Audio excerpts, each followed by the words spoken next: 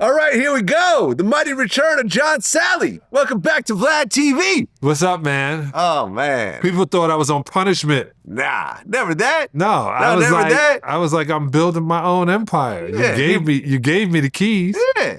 People like, y'all fall out? I'm like, never. No. Never, ever. We never had an 50 argument. grand. No. Ever. All the years we've known each other. No. Yeah. Yeah, one, I don't believe in changing my voice or letting anybody know if I'm upset. And then two, like, when, I gotta tell you this, when people were stepping away from you, you remember those, you called it a dark days. It was one day. I was like, think about all the great that came out of it. Yeah. Everybody got their own podcast. Yeah. Everybody became relevant without having to burn you to be it. They started realizing they just had to do it. Yeah. Godfrey has made his way. Willie D is, even though you on Willie D show, I remember I watched that on Willie. I watched Willie D. So, and I say to him too, man, he gives me advice, you gave me advice. Yeah. Lord Jamar is back on Vlad TV. Yeah. Yeah. Yeah, he started realizing, what was I doing? Yeah. Yeah. He reached out, we had a conversation, we chopped it up, and then we had a follow-up, and then we're like, yeah, let's do something together. And we just recorded it. The internet's in an uproar, like, oh my God, I can't believe he's back, and blah, blah. And but it is what it is. So there's a lot of free promo that's happening right now on this interview. And I apologize for the Farrakhan thing, but I want to thank you. You were one of the people that were really in my corner the whole time. Yeah. And that means a lot to me. Yeah, I knew what you meant by you didn't need to apologize. I got it. You know what I'm saying? You're a journalist. So you wasn't doing it. I saw it differently. But ultimately, I did apologize. Yeah. And I'm happy with the apology. I'm happy with the outcome of it. People like Killer Mike reached out to me personally and be like, yo, man, this means a lot to me, in our relationship. Thank you so much. Yeah. Like I said, me and Jamar are cool again. And everyone else, man, we'll see where the chips fall. Yeah. Yeah. Well, you're sounding better. Yeah. At least you got some rasp to your voice. Well, we're in the middle of the NBA Finals right now. Yes. The Thunder and the Pacers are 1-1. Now, let's keep in mind, the Thunder are heavily favored. Well, they should be. Yeah. But this is what the trip is. So, Vlad, I've been in this position in my career, which is a trip that when I see it happening, I didn't even have to hit my ex-teammates. But I've been here before. And what I mean by that is everyone was saying in 1988 we had no business. We got in the way of the Celtics and the Lakers. And the media was counting us out, and we came out here to LA and won game one, which mean they no longer have home court advantage. Right. And that's a real thing. I remember I really did some research on this. Home court advantage definitely is a real thing between the crowds and the fact that you're not traveling, you get to sleep in your own bed, and familiarity. The familiarity and everything else like that. It's a real thing. Yeah. Just, now it differs, obviously, from year to year, but consistently there is a home court advantage. Right. So one of the things that Rick Carlisle said after losing game two is we need our stadium to sound like this. Steve Ballmer at the Clippers always talking about how important it is to have that sound, that feeling. It's that vibration. Yeah. I feel bad for Halliburton. I felt he got a smack on his wrist. He should have been the MVP of the Eastern Conference Final, period. I know Samaki Pascal is great. He did a great job. He's right. He scored without him, but Halliburton was definitely MVP in my eyes. Well, game 3 is coming. And I mean, really, if the Pacers win this, they have a chance. Right. But if they lose with the home court advantage, it's going to be tough. It's really important, and it'd be good for OKC to win Game 3. That's how we got, because once, it was a trip. The Lakers never beat us in Detroit. So when we won the first game and we got handled the second game, just like they did, we thought we were just going to sweep straight through. And I don't think Magic could have played any better in Game 3. I just don't. And then once they get back home court advantage, the mentality is you can't lose at home. Yeah. No, I mean, it's an interesting lineup here. I mean, essentially the Thunder had the best defense in the league. And the best offense. Second best offense. I mean, would you say the Pacers have the best offense? Pacers have a great offense. Yeah. I mean, it's almost like offense versus defense here. But they also, this is the crazy thing, OKC can score. Yeah.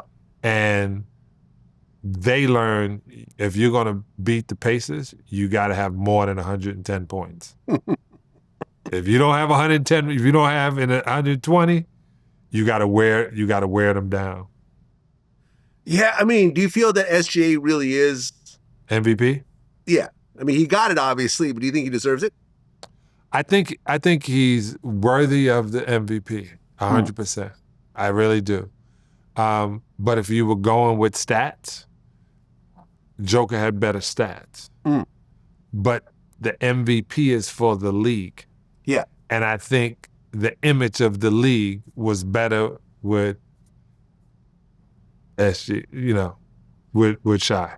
And the reason I say that too, younger, more flamboyant, more interactive, I think Joker did one or two commercials. I just don't think he has the personality that the NBA wanted to exploit. No, not at all. But he's also a foreigner and, Yeah. Well, they both are. But I understand his point of view too. I'm here to play basketball. All this other stuff is other stuff. And, I like his attitude. I like his, I only do this as a job. I can't wait to go home. I mean, the Thunder seems like they have like the deepest team. It's like they play up to 10 guys. Yeah. No one else really does this. No. And once again, I keep saying, which is crazy, I'm not comparing it, but now that I'm older and I look at it, when I tell you I'm blessed, I am so blessed, especially when I was in the NBA.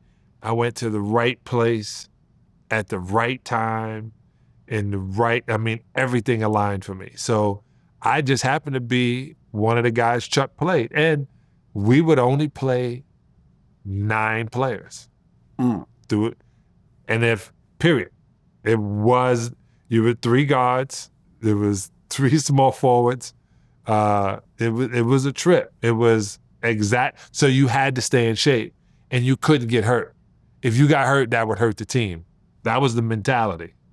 So you stayed from being hurt. And if you were hurt, you weren't so hurt that you couldn't play. You had to play through it. I mean, how do you see this ending? Now, June 9th, 2025, 1-1. Next game is going to be at the Pacers. How do you think this is going to end? Game 7 in OKC. And OKC is going to win. Yes. Okay. I want Rick Carlisle to win. Let me start there. I want Rick Carlisle to win. They're going to be, oh, you want the Pacers to win. I want Rick Carlisle to win. I'm a Rick Carlisle fan. That's who I want to win a championship again. Again, that's how much of a fan of Rick Carlisle I am. I mean, look, it could happen. They are 1-1 right now. But, man, when you look at these stats, ooh. Yeah, but it got to be hot, though. Right. Like the Thunder is minus 525, which means that you got to bet over $500 to win $100. Yeah. The Pacers are plus 400. Yeah. I'm just going to say, I want Rick Carlisle to win a championship. Listen, crazier things have happened. Crazier things have happened. And you know what else is funny? 25 years ago, when the Pacers lost in the finals, I was there. Mm. I was playing on the Lakers that year, and you know, I love Mark Jackson, Jalen, and Reggie, but I ain't love him that much.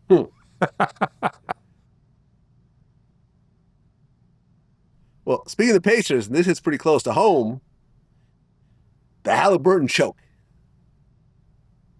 Yeah. Which was a reference to the Reggie Miller choke. I mean, being that you're a New Yorker, Yeah. the last time the Knicks won a championship was when I was born. 1973.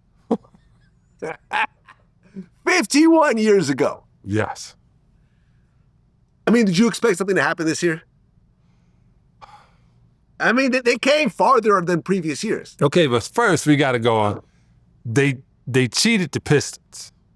That's the first thing. Okay. They cheated the Pistons, and we had to deal with that in Detroit, knowing that it was an unbelievable, blatant foul, and the referees the next day say, "We're sorry, we missed it." Right there, I became a conspiracy theorist, believing it was fixed. I think Jaden Brunson is a great player, but I don't think they knew how to nourish his body, because in the last 2 games, he looked spent. Right? He didn't look like, it looked like he was tired, and they figured him out. And that right there is, it being New York, I just don't think, and not even that I'm not thinking, I know they don't have the things they needed to keep his body fresh. That's what I feel. Well, right afterwards, they actually fired the Knicks coach. Yeah, Thibodeau. Yeah, Thibodeau. They're saying Jason Kidd might be the replacement. If Jason Kidd goes to New York, that'd be a wonderful thing for the Knicks. Hey, man, that's a Bay Area kid. Yeah, You know? but he played for the Knicks. He was coach of the Brooklyn Nets. He used to play for the Nets when they were really good. I'm just thinking it'd be good for them because of the mentality too. With that kind of team, that mentality has to change. After the draft, they're going to make even more changes. So to come in with a whole new system, my cousin Mike Odom always says, why is this not the time to bring Mark Jackson back? That would have been... That'd be interesting. Yeah, it'd be interesting. It would probably end up the same way as Thibodeau, because Mark is not going to bend on some bullshit. And if Dolan says something that's not up his way... I was with Jason Kidd at the Clipper game. Right before the game started, you know, I'm up there at Dallas, you know, Kyrie is hurt, so I don't get to see it. And I go sit on the bench, and he has a modern day mentality. He understands their capabilities, he understands the limits, and he understands how to, I guess, turn the fire on. So that'd be good for New York. I mean, why do you think they fired him, though? I feel like under Thibodeau, like, the Knicks have done better than they have in previous years. It seems like he was building up, you know, got to the playoffs. Generally, it's a much stronger team than what we're used to. And listen, I live in New York part of the time, so I get it. I love the Knicks also, but why do you think that made such a drastic move? Sometimes a sous chef in the kitchen can do something just so great, or a pastry chef can be so great that the main chef can't. So the pastry chef gets everything going, but the main chef gets the credit. And Thibodeau got him to this point, got the frenzy back up. Yep. Now they're going to bring in a different chef. They did it to Mark Jackson with Golden State Warriors. Yep. They feel, another thing too. Thanks, we'll take it from here. Yeah. If ownership thinks you're going to be a problem down the road, and, you know, some people are saying, some of the players are saying, it's hard to play. If he's here next year, I can't play for him. I don't know. I've always had tough coaches. Gil Reynolds, Bobby Crimmins, Perry Clark. Perry Clark used to go off of me, man. But it was only to make me better. Ted Gustis. I had tough coaches. I had guys who, Chuck Daly, they were expecting, you know. It was a trip too. I was listening to this guy on the radio who's a reporter downtown during the riots, right? That's happening now. And they were, how are you doing it? He goes, this is my job. I'm supposed to be in the mix of it. If I get hit with a rubber bullet, I get hit with a rubber bullet. But in order for me to give you the truth, I have to be in the middle of it.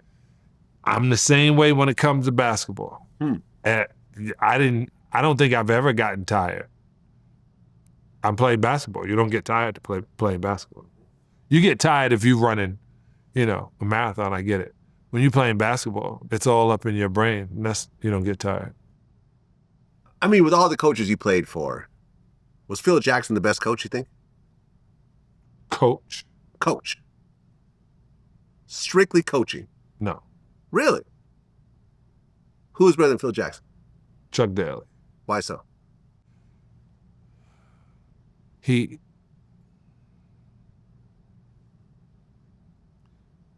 had to deal with Dennis Rodman, Isaiah Thomas, Bill Laimbeer, John Salley, Mark Aguirre, Rick Mahorn, James Edwards, John Long. That's Adrian Dantley, Joe Dumont. Hey, he had to deal with a bunch of characters better known as knuckleheads. It's Phil Jackson had Michael and Kobe and Shaq and Scotty. But Chuck Daly had to literally gather all of these things together and win in a system that everybody played. I mean, you mentioned this on one of the podcasts you did recently. Like, during your time, you get into a fist fight, they just let you cool off for a little while and put you back in the game. Now you get ejected permanently. Yeah, you get ejected and fined, and they want to see different angles on how long you're going to be suspended. And it all because it shows insubordination. And that's not good for an international game to show that in your sport, they fight. So, like a Bill Laimbeer during your day, he punches somebody. What happens next? Nothing, because it was a trip, because Robert Parrish in 1985, Bill Laimbeer pushed him and Robert Parrish punched him back, and the ref got in between, and they put your hands down. He put his hands down, and they separated him like that, and they gave him a tech. And they go, that's it. Cool him off. Yeah, you're not. Cool off and get right back in the game. Yeah, you're here to play basketball. We understand that happens. They took that out. And they made this thing where they want you to have fire. They want you to be like that. But then they don't want you to be human. And it takes a lot of the human away from you. When you can't, like in hockey, you get the fight on, you cool off, you're cool. No, hockey is actually part of the game. Right. They start to fight, the game stops, they let them punch it out. What's his name? Football player. They get in a fight, they get into a scuffle, they separate them, they cool down. Yeah, unless it's just excessive or, you grab the face mask and so forth. Yeah. Yeah, pretty much they just separate and let it go. Basketball players can't fight. That's how they fight. A lot of pointing.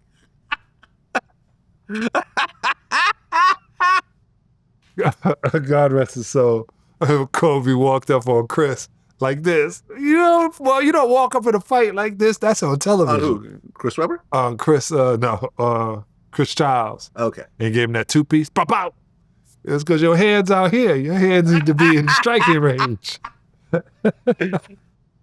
Well, in an interesting turn of events, Michael Beasley and Lance Stevenson played one-on-one for $100,000. That was interesting. It was the TNC 02 event. And Beasley won 31-21. Yeah, he's bigger. He's better. Like, I think it was great. I think it was great publicity. I think it was good publicity for both. Because, Lance Stephenson's rhymes are dope. I think trying to transition into something else, I think that is great. And I think Beasley now realizing if he just would have listened to Kobe, he said if he would have listened to Kobe, his life would be so much better right now. Like, they say hindsight is 20/20, but when you look back and realize how much you messed up in 25 years or 20 years, he's sitting around and I don't know what happened. Because 20 years happens like that. Yeah. So the blessing of this whole thing is Beasley gets to talk to young cats who act and look like him, and it might be able to resonate. Lance, hey, these guys have been away from the game for 4 or 5 years, but that 100,000, it's good publicity. Yeah, I mean, is this going to be a thing now where Versus. Actual NBA players are going to play one-on-one? No, they've always done it. Season? They've always done For it. 100,000 though, like that? Yeah, like not like that, but they've always. This is different. Well, like officially, yeah, sure. People might get together in the backyard and say, no. Dr. J played Kareem. You can see that one. Okay. Magic played Bird. One-on-one. Matter of fact, I was commentator. Oh. At what happened in that game? Who won? Magic. How close was it? Very. Because Bird has a bad back. So they just play horse because they couldn't do it. But Dr. J and Kareem but played horses, one-on-one. No. Yeah, you can't count horses. This is still competition. I understand horses is very difficult, but I'm saying one-on-one, like no one's blocking your shots in horse, Dr. J, Kareem played one-on-one. It was a trip. What happened? I think Kareem won. You can just check it. He was younger though. No, they was the same age? Yeah, because Kareem's a little younger. Huh, Kareem may be a little, but 2 years younger. Yeah, let me see. Dr. J, 75. Kareem's 74. Older. He's 78. Yeah. I was wrong. Yeah. Yeah, they played one-on-one. You can see it too. It was a great Kareem versus Dr. J's trying to dunk on the Kareem is blocking those shots. Yeah, we've always had. Okay, here we go. 1992 exhibition game with a final score of 44-21. And trust me, he was highly upset. I bet. I mean, he got blown out. Yeah. That's literally more than twice the points. That's what I used to tell Kobe. Yeah. I said, I don't care how good you think you are, you're not going to be 7 foot. Yeah, I mean, Kareem demolished him. You're not going to be 7 foot. Damn. You're just not. Especially when the way they played it. Yeah. So they've always had games like that. It's just that the way they went about promoting it, and as, a lot of things were said that didn't need to be said. I'm come up from behind you, dog. What? Who would you love to see one-on-one right now?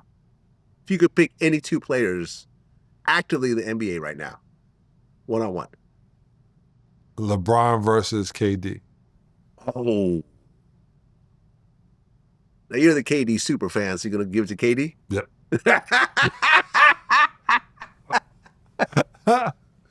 I like, LeBron. I always think this, the kid don't really care for me, but which is cool. I don't mind.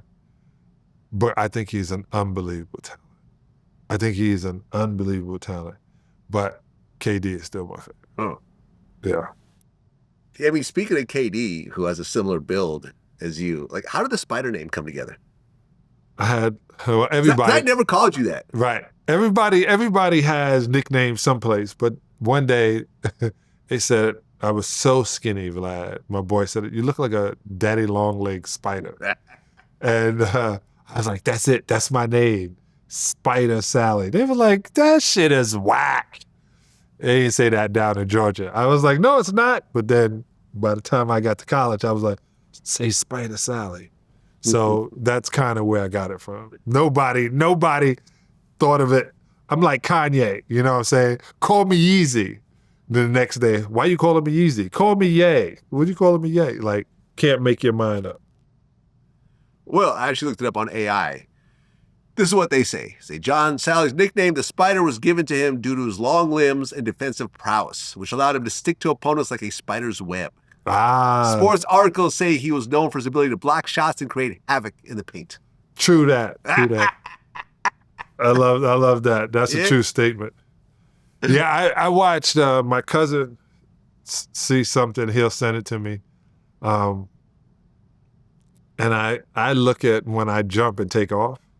First thing I yell at the screen, don't come down, don't come down. Like, hold on so somebody brings you down, because no one realizes what your body's going to feel like at 51 years old when you're from 6 or 12 all the way to the pros, you 36, and you're jumping, running, bouncing, and then the time you're not running, jumping, bouncing, it's going to get you. And boom, I got into stem cells. Man, I was taking stem cells like people was smoking crack, man. I was on it daily, to the point where I got into stem cell business for a little bit, Vlad. That's how much I believed in it. And I just sit there and I think about it. I said, man, that running and jumping, yeah, I had some fun out of it, but it wears on your body. Because you're 6'11"? 6'11", 3/4. Yeah. Yeah. Well, one of my members, DJ Jam and Jimmy, said, what's the hardest thing about being really tall? Your heart doesn't last as long as others. Really? Huh. Yeah, it's a lot of strain for your heart to push blood all the way to the big toe and then back up to the top of your the bottom of your cranium. Because blood doesn't go all the way up. It just goes right to here. That's a lot. But you don't really see really tall guys like dying early, do you? Yeah, well. I mean, Kareem's still alive. Yeah. Had that quadruple bypass and did some things a lot of people don't, especially 7-footers. You know, there's a 50-50 chance getting past 60. So, you know, if you make it past, it's cool, but it's, you know. Sly Stone died today, 82 years old. Oh, Sly Stone died? Oh, I missed that. Yeah, that's COPD. That's a Bay Area legend right there. Yeah. Yeah. Good dude. Yeah, I never met him. Yeah, I would say, plus fitting into going shopping, it's not as free fall or easy. Yeah, I mean, do you walk into stores and there's like nothing that fits? Nothing. Nothing. Not even, you can get T-shirts and underwear sometime, but no, everything has to be made or be oversized by mistake. Well, speaking of the next generation, Cooper Flagg. Yes. #1 pick. Uh-huh. I mean, he's going to the Mavericks. How much of an icon do you think he'll be, or it's still early to tell? No. Once again, is why he needs Jason Kidd. Okay, so Jason Kidd had Luka. Okay, it's always good that you get a coach that understands no matter how talented you may be, you're still going to have a learning curve coming into the NBA. And Flagg, he already knows. He's been ready. He's been being trained to be a pro since he was 12 years old. So America, that's why you're starting to see it happen. America started realizing we needed to farm as many athletes like they do in Europe. So a lot of kids have been trained, ready to play pro ball. Yeah, I remember Gilbert, when he was here last time, he pointed out something interesting. He said that, like, you kind of have the American white players, like the Larry Birds, who emulated how the black players play. But then now you got the European whites. Right. Like the Lucas, the Jokers, who really have a different type of play. But what do you think is the main difference? The main difference with some European players, and all right, let's go with a European growing up in where there's bombs, where there's strife, where there's ethnic cleansing. You're growing up in a battlefield, and the only time you get any relaxation is playing basketball. And the only time they shut everything out is either you're playing soccer, better known as football, or basketball. So only 2 times people will hang up their flags, put up their guns, and go into it. So that's looked at differently. So they don't want to lose that opportunity, and they don't want to embarrass their countryman, so they play at an intense level, fundamentally sound. Okay. I think their fundamentals, along with the razzmatazz, is what's needed and what's missing in our game. Well, yeah, you were talking about when you played in Greece, you said it was like more dangerous than any hood you ever been to in America. Like how they'll kill you for winning, basically. Yeah. They'll kill you in the streets in Europe, and no one will hear about it. Huh. Like this is the original, original Dadas for real. In America, everyone thinks they have rights, you know. Yeah, go over there and see what happens. Yeah, even black folks think they got rights. And no, it's not happening. I tell you this.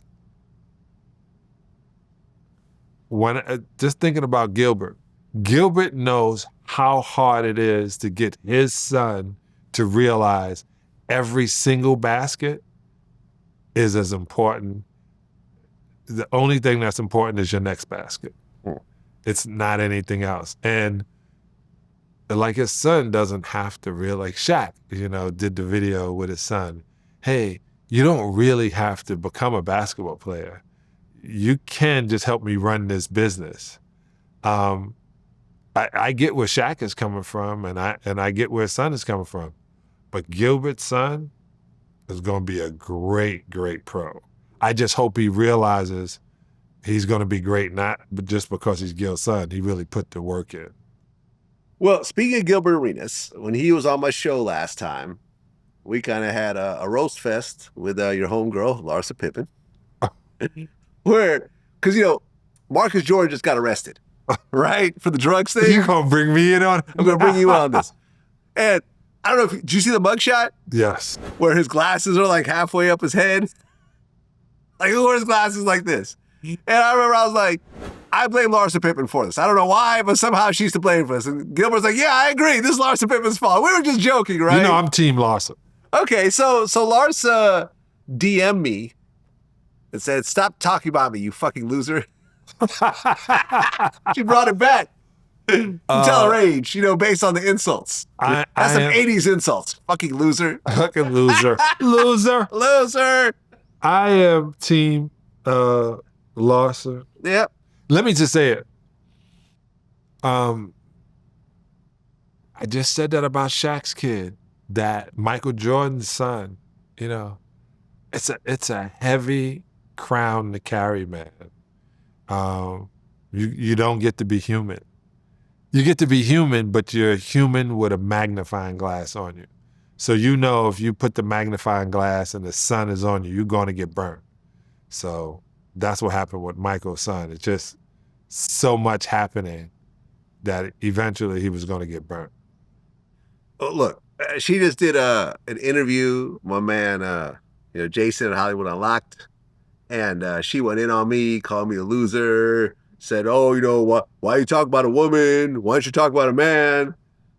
And listen, 99% of the time I talk about men. So it's not like I'm just picking on her and I'm just silent about everyone else. But yeah, she went in on me. She told Jason he can't be friends with me anymore and so forth. So I responded. I said, dear Larsa Pippen, I'll stop talking about you in interviews if you remove Pippen from your last name and go back to Larsa Uenen. Deal? Because look, I pointed this out. She's calling me a loser, but she was dating Malik Beasley, who's on the same team as her son. She is also dating the son of her ex-husband's former teammate. Like, come on. And I remember me and Gilbert talked about this. They're like, he's basically like, as a player, the worst thing that can happen is one of your teammates messing with your mom. Like in the locker room, it's just awful. Yeah. Absolutely. Imagine being, you in the Lakers shower, you rinse it off after a game, you look over, it's like, oh, okay. That's who's smashing my mom. This naked guy next to me right here. This guy. I guess that's what's happening. And she even said that was a mistake. Yeah. But she still did it. But you only got one life. I know. But I'm going to say that. I don't like this one. I remember when I interviewed Errol Musk, Elon Musk's dad. And I said, well, look, Errol, you were dating your former stepdaughter who you're like 50 years older than, and you got 2 kids with her at this point. People are obviously talking about this. And he's like, well, no rules in love and war. There you go. Next question. Yeah. You cannot pick who you love. But you can pick who you get close to. Yeah. You can pick who you get close to. And look, at the end of the day, Larsa has enough fame and, she still, looks nice for her age. She could go into all types of other areas to meet men. She doesn't have to go. She doesn't have to hit this close to home multiple times. We live in the NBA in sports.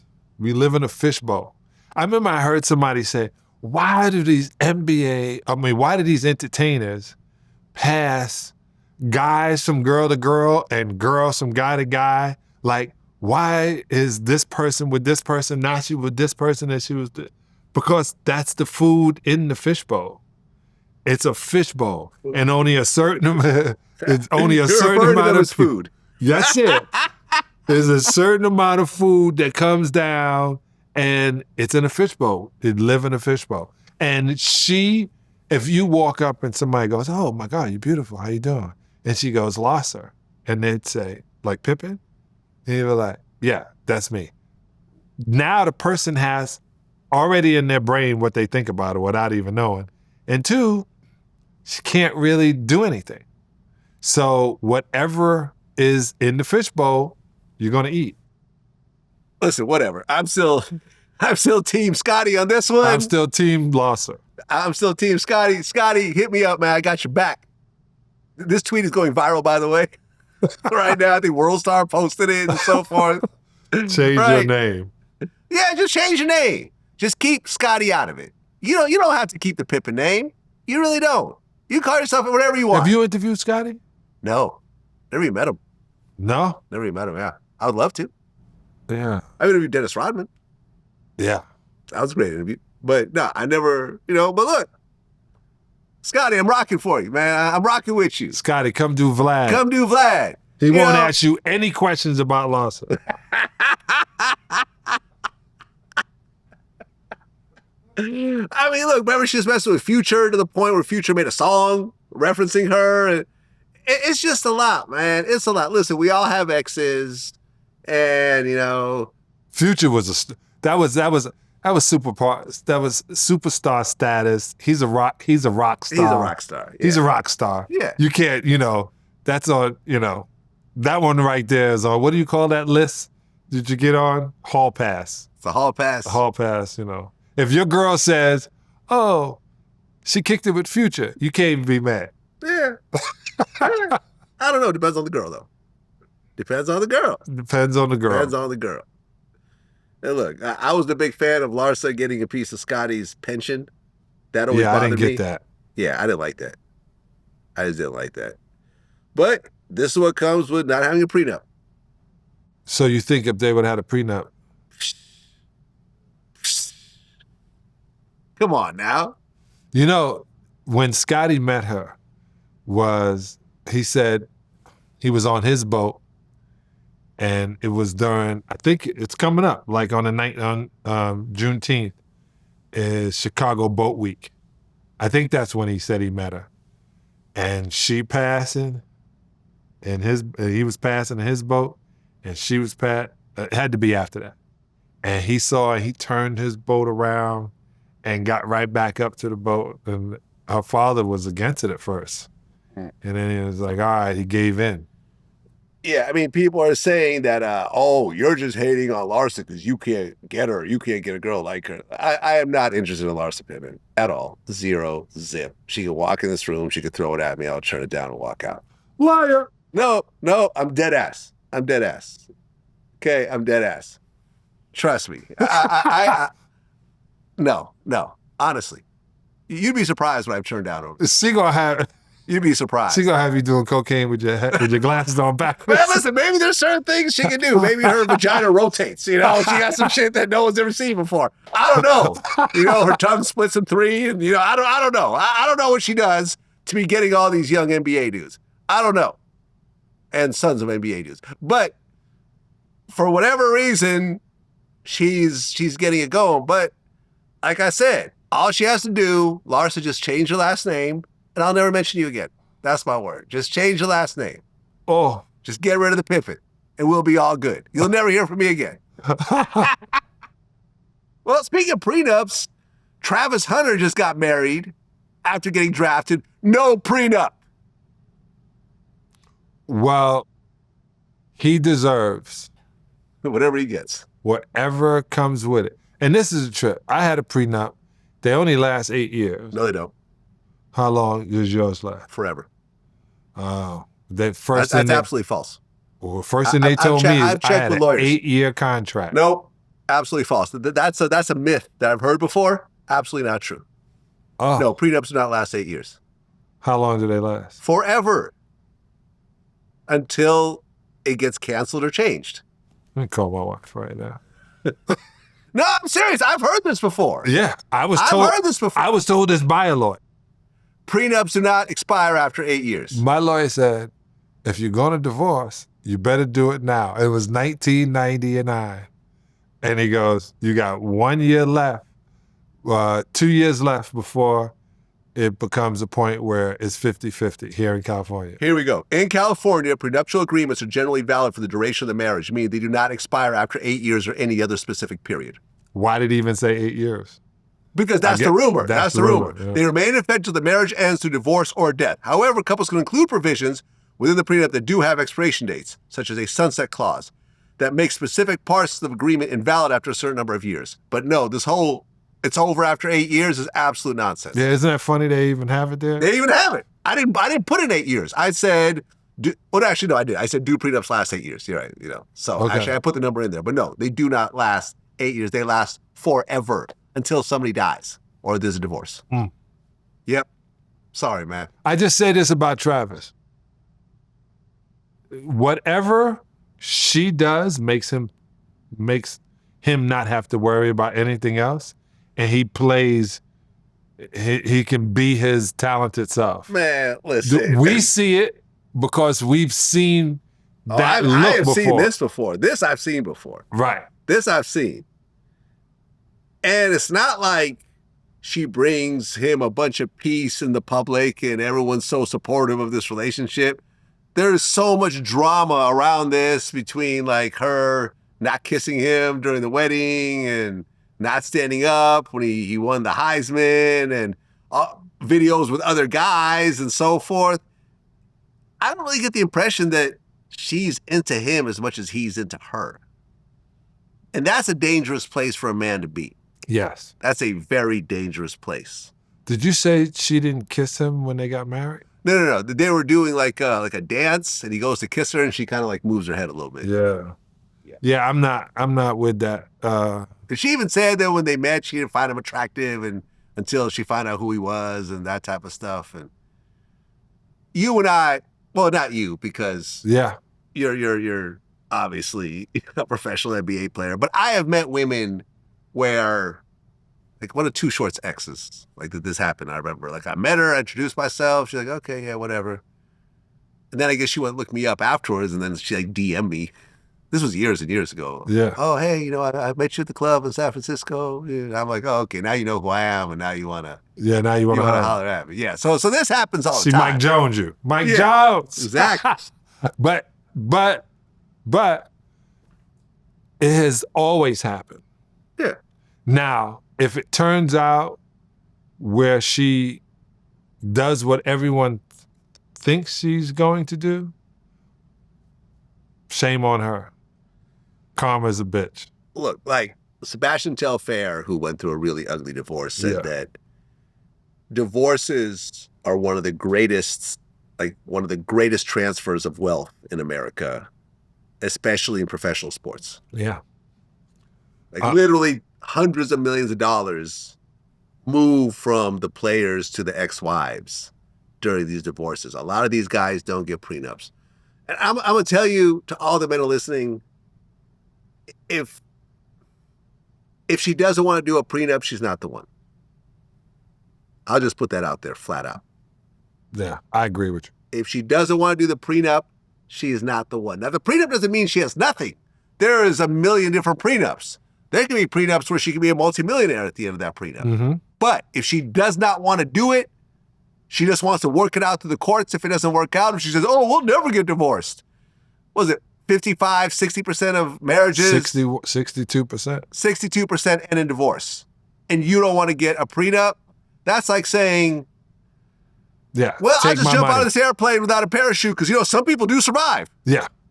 A whole 48%. Yeah, 48% survive. So, but John got me. My wife went and she pushed for it. She wanted to make sure. But this was we were having they bring out the groom and the bridesmaid and the grooms, and we were water skiing in Michigan at some lake, and we're jet skiing, we're doing all this stuff. First thing, they pulled me inside, and they had the prenups. This is before we got married. I was like, why'd you? My lawyer was like, we have to get this signed before you get married. And she was like, and she goes, and her lawyer's great. I said, okay. He was like, just letting you know, she has a great lawyer. And I was like, oh, okay. And then I was thinking, he was like, watch that. But 32 years later, still there. She can have it all. Well, now you know the 8-year thing ain't real anymore. Yeah, so. I'm going to call him and say, hey. Didn't you ask Martin Lawrence if he had a prenup? Just like that. From a room full of people? Right outside, right by his trailer. Pam, it was funny. Martin had a 60th birthday and went to his birthday, and Pat was there. And just remember that day, he was like, yeah, this is my lady, Sal, and I was like, oh my God, you're beautiful. He was like, yeah, it's my fiance. I said, y'all got a prenup? Just like that. And he was like, man, don't do that. I said, hey, bro, Sinbad did it to me. I'm doing it to you. And it was a blessing. Because you never know what's going to happen. Somebody may slip and fall and wake up and think they Joan of Arc. You know what I'm saying? You don't know what's about to happen with some people. Yeah. I mean, look at Brittany Renner and Kevin Gates. Yeah. Divorced after a month. Well, it wasn't a real marriage, though. I think it was like a spiritual marriage. Really? I don't think they got officially married, because I think they're doing like the Muslim thing, because she described, in the Muslim faith, you do this and you have to do this. You can't entertain other people. And then at that point, I think it was like Well, he said they couldn't have sex until after they got married. And then, Drika was doing a retreat, and next thing you know, I saw Kevin with Brittany. But let me tell you, and I said this before on this show, and I said it to her in her face last January. Yeah, it was last January. I was always a fan of her. She was mad on what I said on your show. And I was Brittany Renner? Yeah. What was she mad about? He wasn't mad. She was just like, I said to you, I was like, I think she's banging. I said, but she said, how you get an athlete, they're silly, especially the basketball players. They don't wear condoms. Boom, boom, boom, boom, boom. She said it in her car. And she goes, I was just talking. No, that's exactly what you said and exactly what happened. Yeah. So I'm only Yeah, repeating what you said. You're letting us see your life, so I'm only saying, hey, this is what I saw and this is what I saw. Would you letting us see it? Since then, when she took off the Fashion Nova and put on her hijab, I think that's how you say it. Hijab, I think. Hijab. Yeah. When she did that, to me, she was sexier. I don't know about anybody else. She looked better. With it all covered up, I already know she got the fat bottom. She got a cute face. And the fact that she was sitting there quiet and demure was sexier to me. That's just my personal. Well, look, I wish her well. I've interviewed her. I actually did her first ever interview. Really? Yeah, matter of fact, her first ever interview was a Vlad TV interview. And I interviewed her again a few years ago. Yeah. Cool girl. You know, a lot of personality. I wish her, the best. She was obviously going through it with her baby father at the time. Mm-hmm. So, there was a lot of drama. I remember she played this crazy voicemail where she's like screaming at him and so forth. I mean, listen, I hate to see it. I hate to see couples with kids going through chaos. Like you're seeing with DDG right now and Holly Bailey. It's sad. And now you're seeing these text messages. She's talking about grabbing a knife and so forth. Disney's shaking their head right now going like, well, this was the Little Mermaid. It wasn't even that. It's DDG knew it would mess with her career. Right, because he can't have his career messed with. Right. He's a streamer. Right. He could do whatever. And it's only going to help him. It's only going to help him. But with her, she's got the big Disney family corporation behind her. This is really going to mess her up. And he's not thinking about his children. And this is what I mean by him not thinking about his children. Eventually, his kid is going to get to an age where eventually he's going to be like, why were you doing that and putting the stress on my mom? And it's going to be because I hated your mom. That's what it's going to come out to. He said, so you wanted to burn everything down. Well, okay, keep in mind that before he did that, she filed a restraining order against him. Smart thing to do. And that prevented him from seeing his kids. Right. Claiming that he attacked her. I don't know what happened. He's claiming that she hit him first and so forth. Listen, I've been around, abusive women. I get it. It's not very cut and dry. Mm-hmm. It's not cut and dry. And in most cases, the woman will always seem like the victim. Because in most cases they are. Right. But for example, okay, who was I talking to? Okay. Roger Bonds was just on my show. This is Diddy's ex-head of security. Yep. Now, remember at one point, after the whole Rihanna beating incident, they got back together and they were at Diddy's house in Miami. Remember the jet skiing and all that type of stuff? Yep.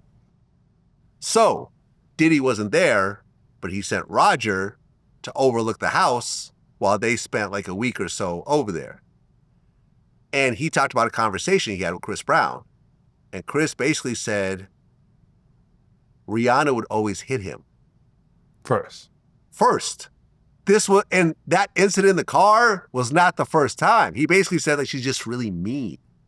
Roger, like she's like, you don't know her. She's just mean girl. Like she's just mean. And she would smack me in the head for all types of stuff. And that night, she saw his phone. There was like a text from another girl and she just like, bam, hit him in the head and he just blanked. He was wrong, but you can't say that she wasn't wrong also.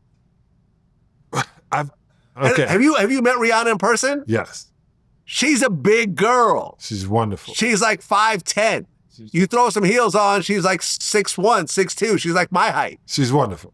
I get it, but Rihanna could actually damage you. I know what you mean. This is not like, who's like a little girl, like who can't really do, this is not like Glorilla. Like if Glorilla smacked you, you'd be like, whatever, get off my, yeah. You know what I'm saying? Like Ice Spice smacks you, go there. But a Rihanna, an angry Rihanna, who just snapped, because, they're both like teenagers at the time, just smacking the shit out you in the head while you're driving. A Lamborghini. This is the deal. I'm not saying what Chris did was right, because he was absolutely wrong. But you can't just sit there and paint Rihanna as the victim. She actually started it. Correct. I've had this conversation, so with my daughters. Okay. And one of my daughters has Latin blood in them. Well, two of them do, but one in particular. And she's quick to pick them hands up. She's quick. How we doing? She's quick. She's quick to put them hands up. And I remember saying to her, G, no, I said which one it was. You can't be putting your hands on people. Yeah. She goes, I just get so angry. And I go, you can't put your hands on people. Because this is what it comes down to. I said, of course, I'll do what's necessary if somebody is beating on you. If they're being mean and if they're beating on you.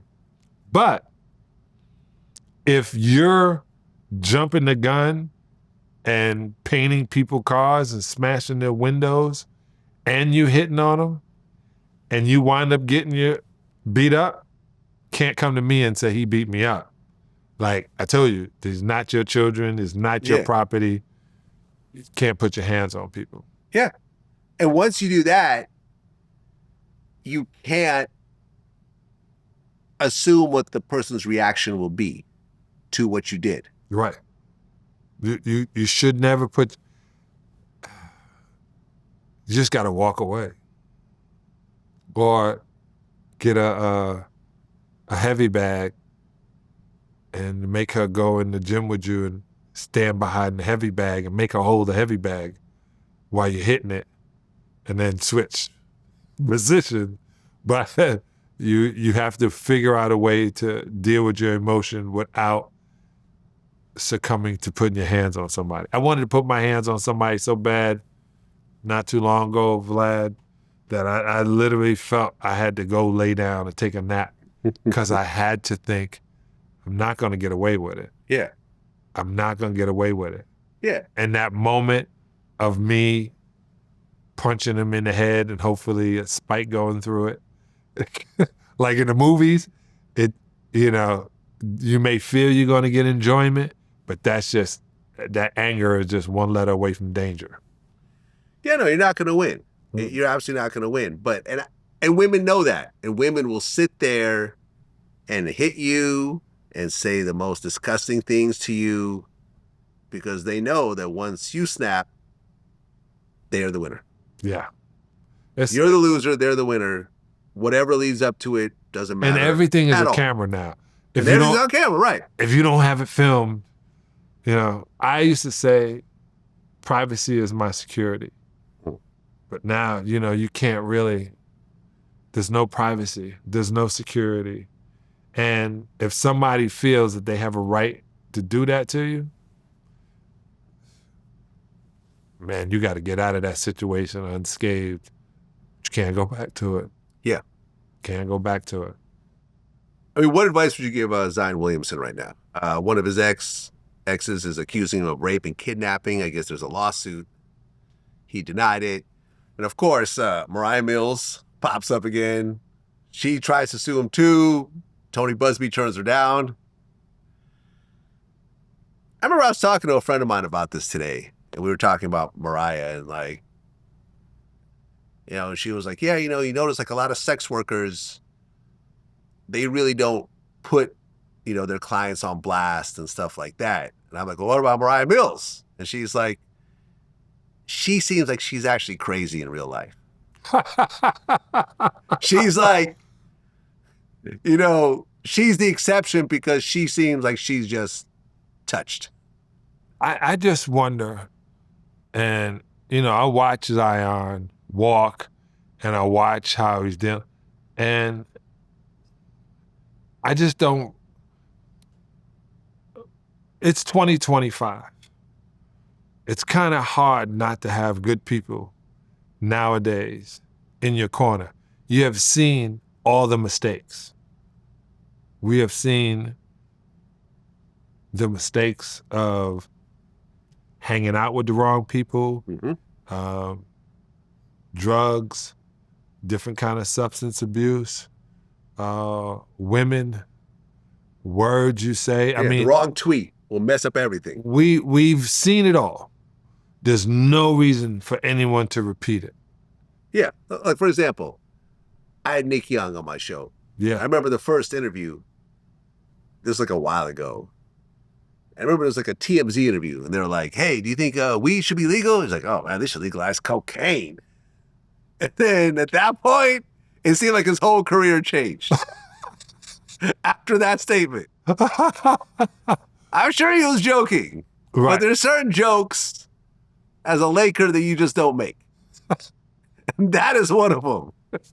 Do you remember that? But Leah, but no, Do you no, remember that Nick, video? Yes, no, Nick. It's so good because he's so quick. Yeah, I love Nick, by the way. Yeah, he's a he's regular so on my quick. show. Like, we actually know each other. Like, we run into each other every so often. He's always like such a great spirit, always happy, always smiling. His comedy is so Yeah. quick. Right. But that cocaine statement, like, if you look at the trajectory of his career, it kind of went downhill after the cocaine statement. That's just something you don't really say when you're playing for the NBA. Oh, I loved it. Well, Michael Jordan has a new role on NBC Sports as a special contributor for the return of the NBA on NBC.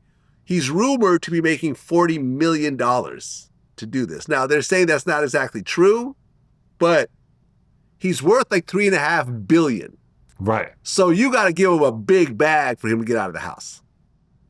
To get off his golf course. Yeah. One, I think it's great. I think it's a nice way of NBC giving Michael some money. Well, let me ask you a question, because he's not really a talker. Yeah, I was gonna say this. He's not really a talker. Now, he is Michael Jordan, of course, right? So there's that. But you still need the actual skill. Or is it just because it's Michael Jordan, people don't care? It's like, we just want to hear him talk. Well, part of it. Yeah. Two, it's great for his brand because kids are not going to be like, pretty soon, that's the guy that's on this sneaker? You know, that's coming down to. Three, we can now have a conversation about the GOAT situation. And when he was on NBC with Ahmad Rashad, what was brilliant, it used to piss off Pete Vesey. And I understand why. Michael would not have any one-on-one interviews other than Ahmad Rashad. So, one, he secured Ahmad's bag, and Ahmad would ask some cool questions, never to the things trying to damage him. So, you're going to get Michael's point of view from the greatest player ever. So, everybody's going to suck. Well, I mean, you said that Michael is a psycho, that his plan was to make you want to quit, not just that game, but just quit in life. Yeah. Is he wanted to embarrass you so badly that you just kind of rethink everything that you thought was true up to that point. And you could feel it too. When he was yelling it and huffing and puffing at his boys, and the look on his face, he wanted to kill. I looked at a video the other day where he faked us and he went to the basket and three of us jumped. And this is the time I grabbed his face and tried to get out of the way. Oh, I couldn't believe. This dude was, and you know, it was funny. Only Jalen Rose came on here and told you the truth. I'm bred to not like Michael Jordan. I'm bred. I was made. It's in my DNA, you know. But I had to give it up. I know he's the greatest player of all time, but I have to say he's not. I have to, you know. He laughs at me, and I laugh at it too because I know how great he is. But I have to hold on to it. The difference is, I don't think he's gonna have the ability to be nice to oh yeah, young fella can play, you know, boom, boom, boom, boom, boom. He's gonna trash talk everybody? No. They're all right. They're not like me though. If he could still play, if he still had some jump in his leg, Oh my God, that's exactly what he would say. Oh yeah, young fella's good. I destroy him in 5 seconds. That's exactly what he would say. Have you ever played him one-on-one? No, Never. no. I don't even think I asked. Yeah. Well, for example, I interviewed Dominique Wilkins. Yeah. He played him one-on-one. He Yeah. actually kind of nutmegged him a little bit. Yeah. Yeah, remember that? But see, this is That was funny. in St. Louis, right under the arch. Yeah, Neek was nice. Yeah.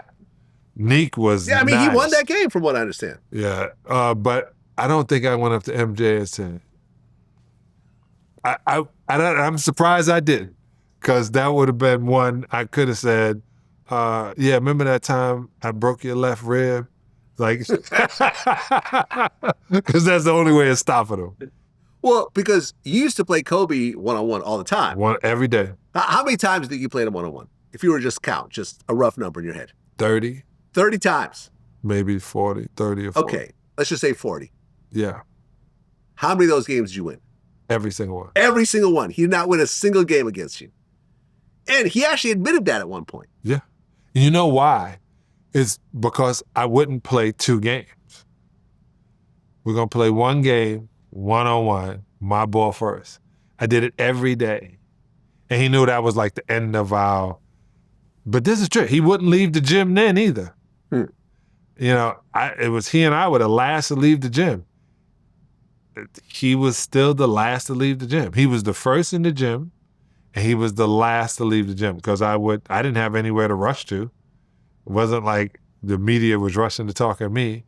And, you know, I was really getting back in shape. So playing against him, all I'm doing is backing down off the backboard, right hook shot, left hook shot, you know, trying to stay with him. Yeah, it's crazy. Malik Stove, he said, you know, told me to ask you, 10 seconds left on the clock. Who do you pass it to? Mike. Jordan or Kobe? Mike. Yeah? Why? Because your coach told you to. And if you want to keep your job, you better give it. You want the star, and it's the same. If I'm on the team with Kobe, I'm throwing it to Kobe. Right, but I'm saying both of them in their prime. They wouldn't have been on the same team. But if they were, They're on the same team. whichever one In was their open. prime. I'm not talking about reality where, you know, Jordan's on his way out and as Kobe's coming in. I'm talking about in their prime. Who do you pass it to? Like, Mike. who's more clutch? Well, Kobe wouldn't be Kobe without Michael. So it's kind of hard to do it that way. But you throw the ball to Michael, and you throw the ball. Michael missed a lot of those shots too. They just, you know, the NBA was building a brand new brand. So you're never going to see those shots that Michael missed in the last couple. You're not going to see them. You can look all day. You ain't going to see Oh, they them. scraped him off the internet? Yeah, they ain't going to be there. And he'll tell you, I missed a lot of shots to win a game that I didn't hit. You'll never see them. You only see the ones that go in. And there's clips just like that with Kobe, and Kobe telling the story. I knew if I got to my spot and I was in the air first, you couldn't stop me. So he said it became like routine, his body routine on shooting it. Well, you told a story that you were hanging out with Kobe and like you guys could hear some of your teammates talking bad about Kobe. You Talking actually, shit. Yeah, you actually named some of the actual players. Yeah. Ty Lue, yeah. Harper. Yeah, they were sitting there talking shit. And it was funny because, you know, so say we're on the plane and there's a wall here, and this is like the bulkhead, but it was just crazy. It had a card table there, had a chair there, chair here. And I sat right by the bench where they playing cards, and Kobe was right here. And they're talking shit. And I'm seeing Kobe go like this. And I go, I know every hip hop song in the world. That is not a beat to a hip hop song. So I sit next to him and I go like this, and he goes, I say, you hear them talking shit about you. He goes, oh yeah, I hear everything, Sal. I said, what are you doing? He goes, acting like I'm listening to music so they don't think I'm paying attention. And I was like, oh, okay. And it's a trip too, because a lot of guys will talk shit to see what you're gonna say. Huh. Like they would act like they're joking, but you know they're not joking to see what you're gonna say. But Cole, he took it all in stride, man. I think he knew, it's like he was a time traveler. And I know I'm sounding hokey, but I'm being so real. He knew he was going to be who he was. And Yeah. he knew he didn't have a long time on the planet. He said, I do everything young, everything quick. Huh. So he knew that he wasn't going to be here for a long time. Well, in the hip hop world, Oh, I thought you were going to go to Chris Webber. He was in basketball. well, in the hip hop world, the Diddy trial is pretty much dominating the news. Yeah. How many Diddy parties have you been to? I was in the Hamptons. My boy Romy financed him. Romy, what's up? Bless up. But the ones that they talking about, it got to the point where it's so big in New York, they shut down streets in New York City. I couldn't get in those parties because they were all political people and celebs. Then I can tell the year, 1997, I went to the Hampton party before everybody was wearing all white. That was bomb. But the stuff that I'm hearing, this is another thing when they talk about freak-offs, right? They act like it was an orgy. And just for everybody to know, orgy is more known as a Greek word or Greek times. So what they're talking about in 2025 was being done 3,000, 4,000, 5,000 years ago. Right. Like nothing is new. Oh yeah, no, group sex has been Okay, around this is the way it since is. humans have been around. Right. Some of the best porn in the world is Glory Hole, So I Hear. So I hear. And cuckold and voyeurism. I mean, they acting like this is something crazy. You know, the one thing they didn't say Yeah. is they didn't mention him doing anything wrong. Right. Well, it's very gray area. And I've actually been agreeing with you this whole time in terms of my statements, is that, I know a lawyer that's close to the case, and he broke it down to me. He said, this is really a domestic violence case that's ballooned into a RICO and sex trafficking and all this other stuff. It's beatable, but you really needed more time to prepare for it. Like, Diddy wanted to just move things along quickly because he doesn't want to sit in jail, but that could backfire on him. Really? Why? Yeah. Well, because these defenses take a long time to put together, right? He was trying to get bonded out like 3-4 times in a row, kept getting denied.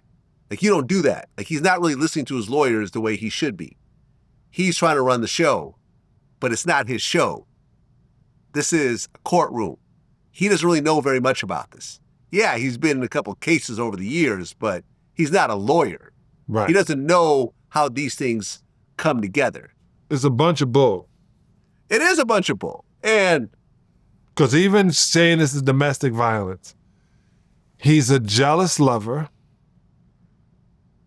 that's dealing with a girl who knows how to flirt with people. Well, yeah. And I mean, for example, it's not just with her, because I remember Roger Bonds in my new interview, said that, for example, with Kim Porter, they'd be waiting outside of her house for 6 hours. He'd be like, yo, I know she's in there. I know she's in there. Roger's like, yo, man, we gotta go. We gonna get arrested. No, I pay the rent here.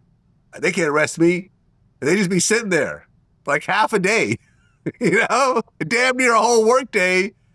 And there's no one in there, but he's convinced that someone's in there with her. So you see a lot of crazy, jealous, drug-fueled Jealousy with paranoia money. and so forth. There's jealousy with money. There's been guys who are stalkers. There've been guys who go into people's jobs, tapping their phones, putting a tracker on cars, putting cameras and recorders by the bed, just to prove to themselves that this person that they want to control doesn't want to be controlled. Yeah, it's crazy. It's crazy. But, I mean, I can't tell you, there's some stuff that came out in this trial that I was not ready to hear. Like, for example, when Cassie would describe their freak-offs and said the dudes would bust on her and then she would bring it to Diddy and he would rub it on his nipples. That I was not ready for.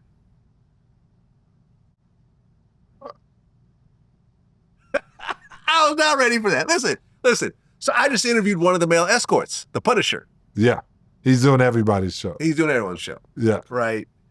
But off camera, he said, I wish I had this on camera, but off camera, me and him had this conversation afterwards where it was so perfect the way he described it. So basically with him is that he was hired, he would come in the beginning, he didn't know who it was. Right. Cassie had a wig. Diddy came in with like a burqa, face covered, and that's it, naked from the waist down, from the neck down. Mm-hmm. So he didn't know who it was until like maybe a few months in, right? So every time it'd be the same thing. They'd be in a suite. He would start having sex with Cassie. At one point, Diddy would get up and walk in the other room, in the bedroom, close the door. He would have to pull out and basically rub one off and bust like on her stomach. And he said, this is so funny. I wish you could see this visually. I'm talking to the audience right now. She would jump up and kind of like try to like not to spill the liquid gold and just kind of like run to the bedroom, try not to spill it. And then lock the door, right? And this was the funniest part. I wish this was on camera.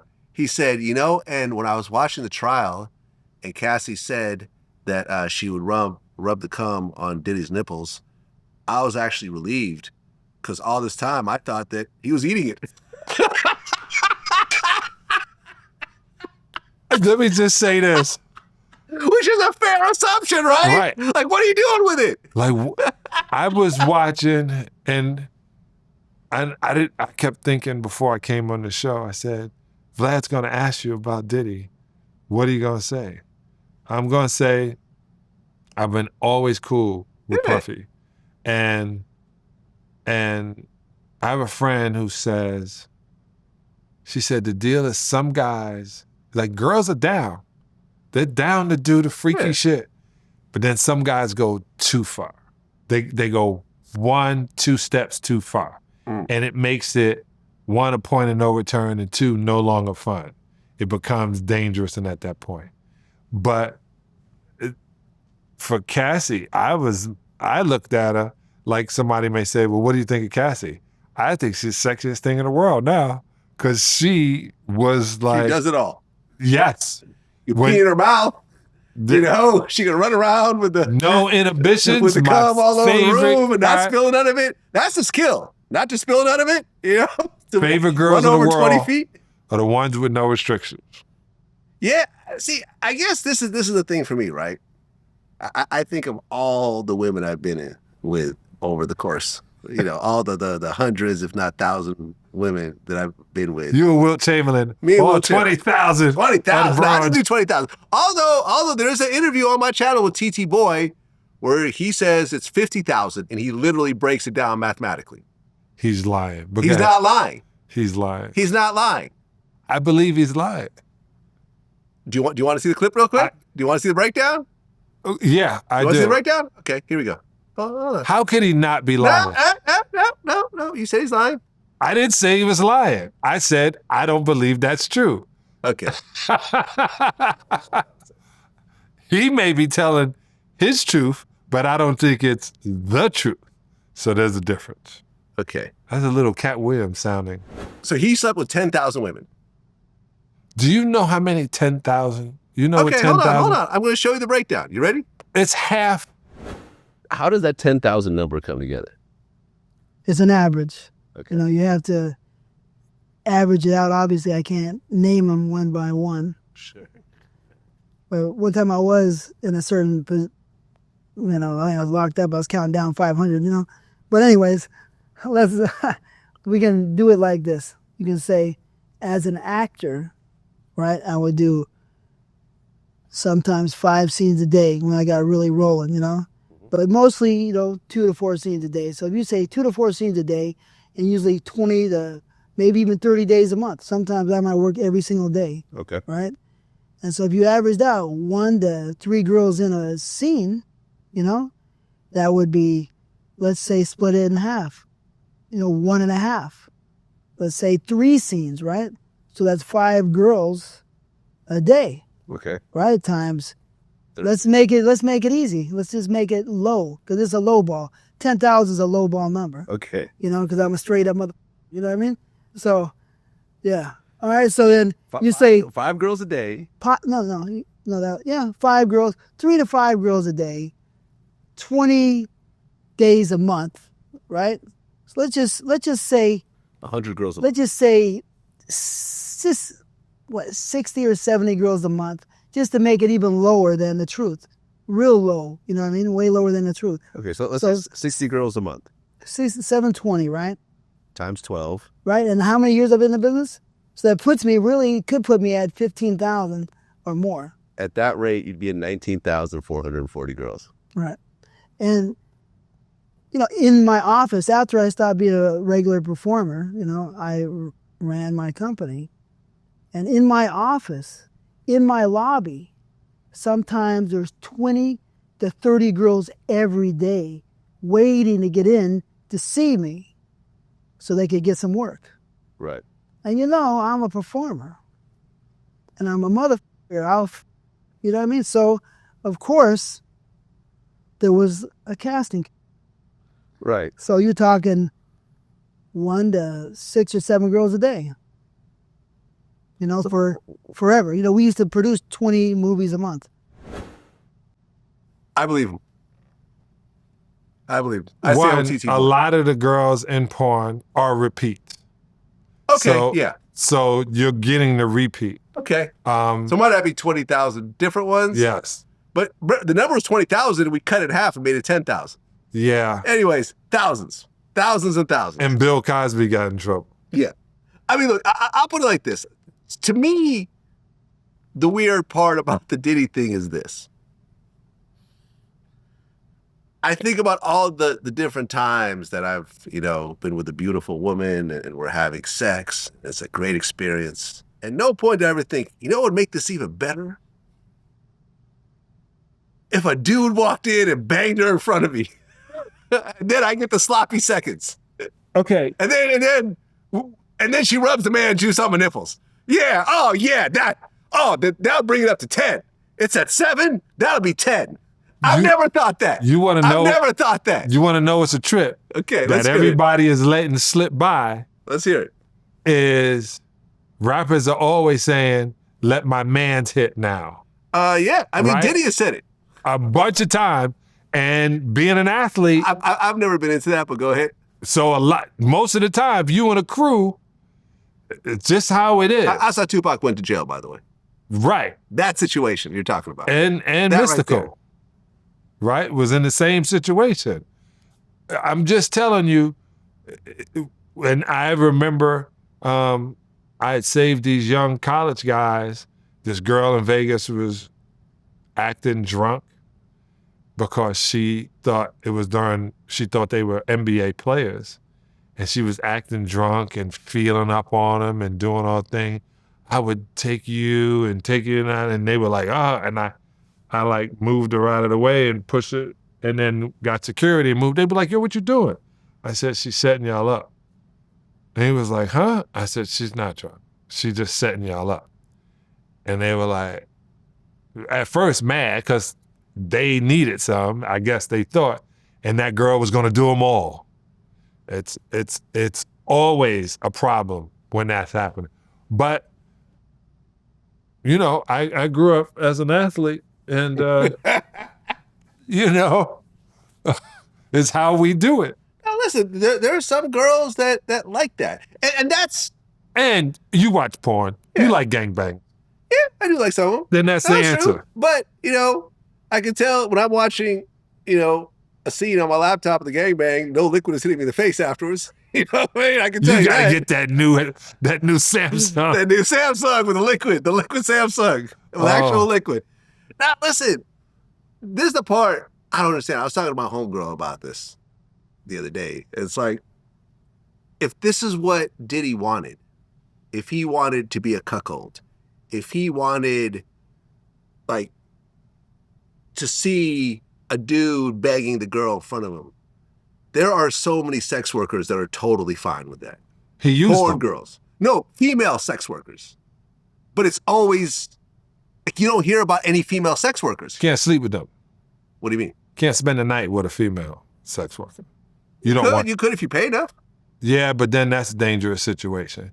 You know, if the one you supposedly love and loves you, that's who you want to do these experiments with. And that's what he thought he had in Cassie.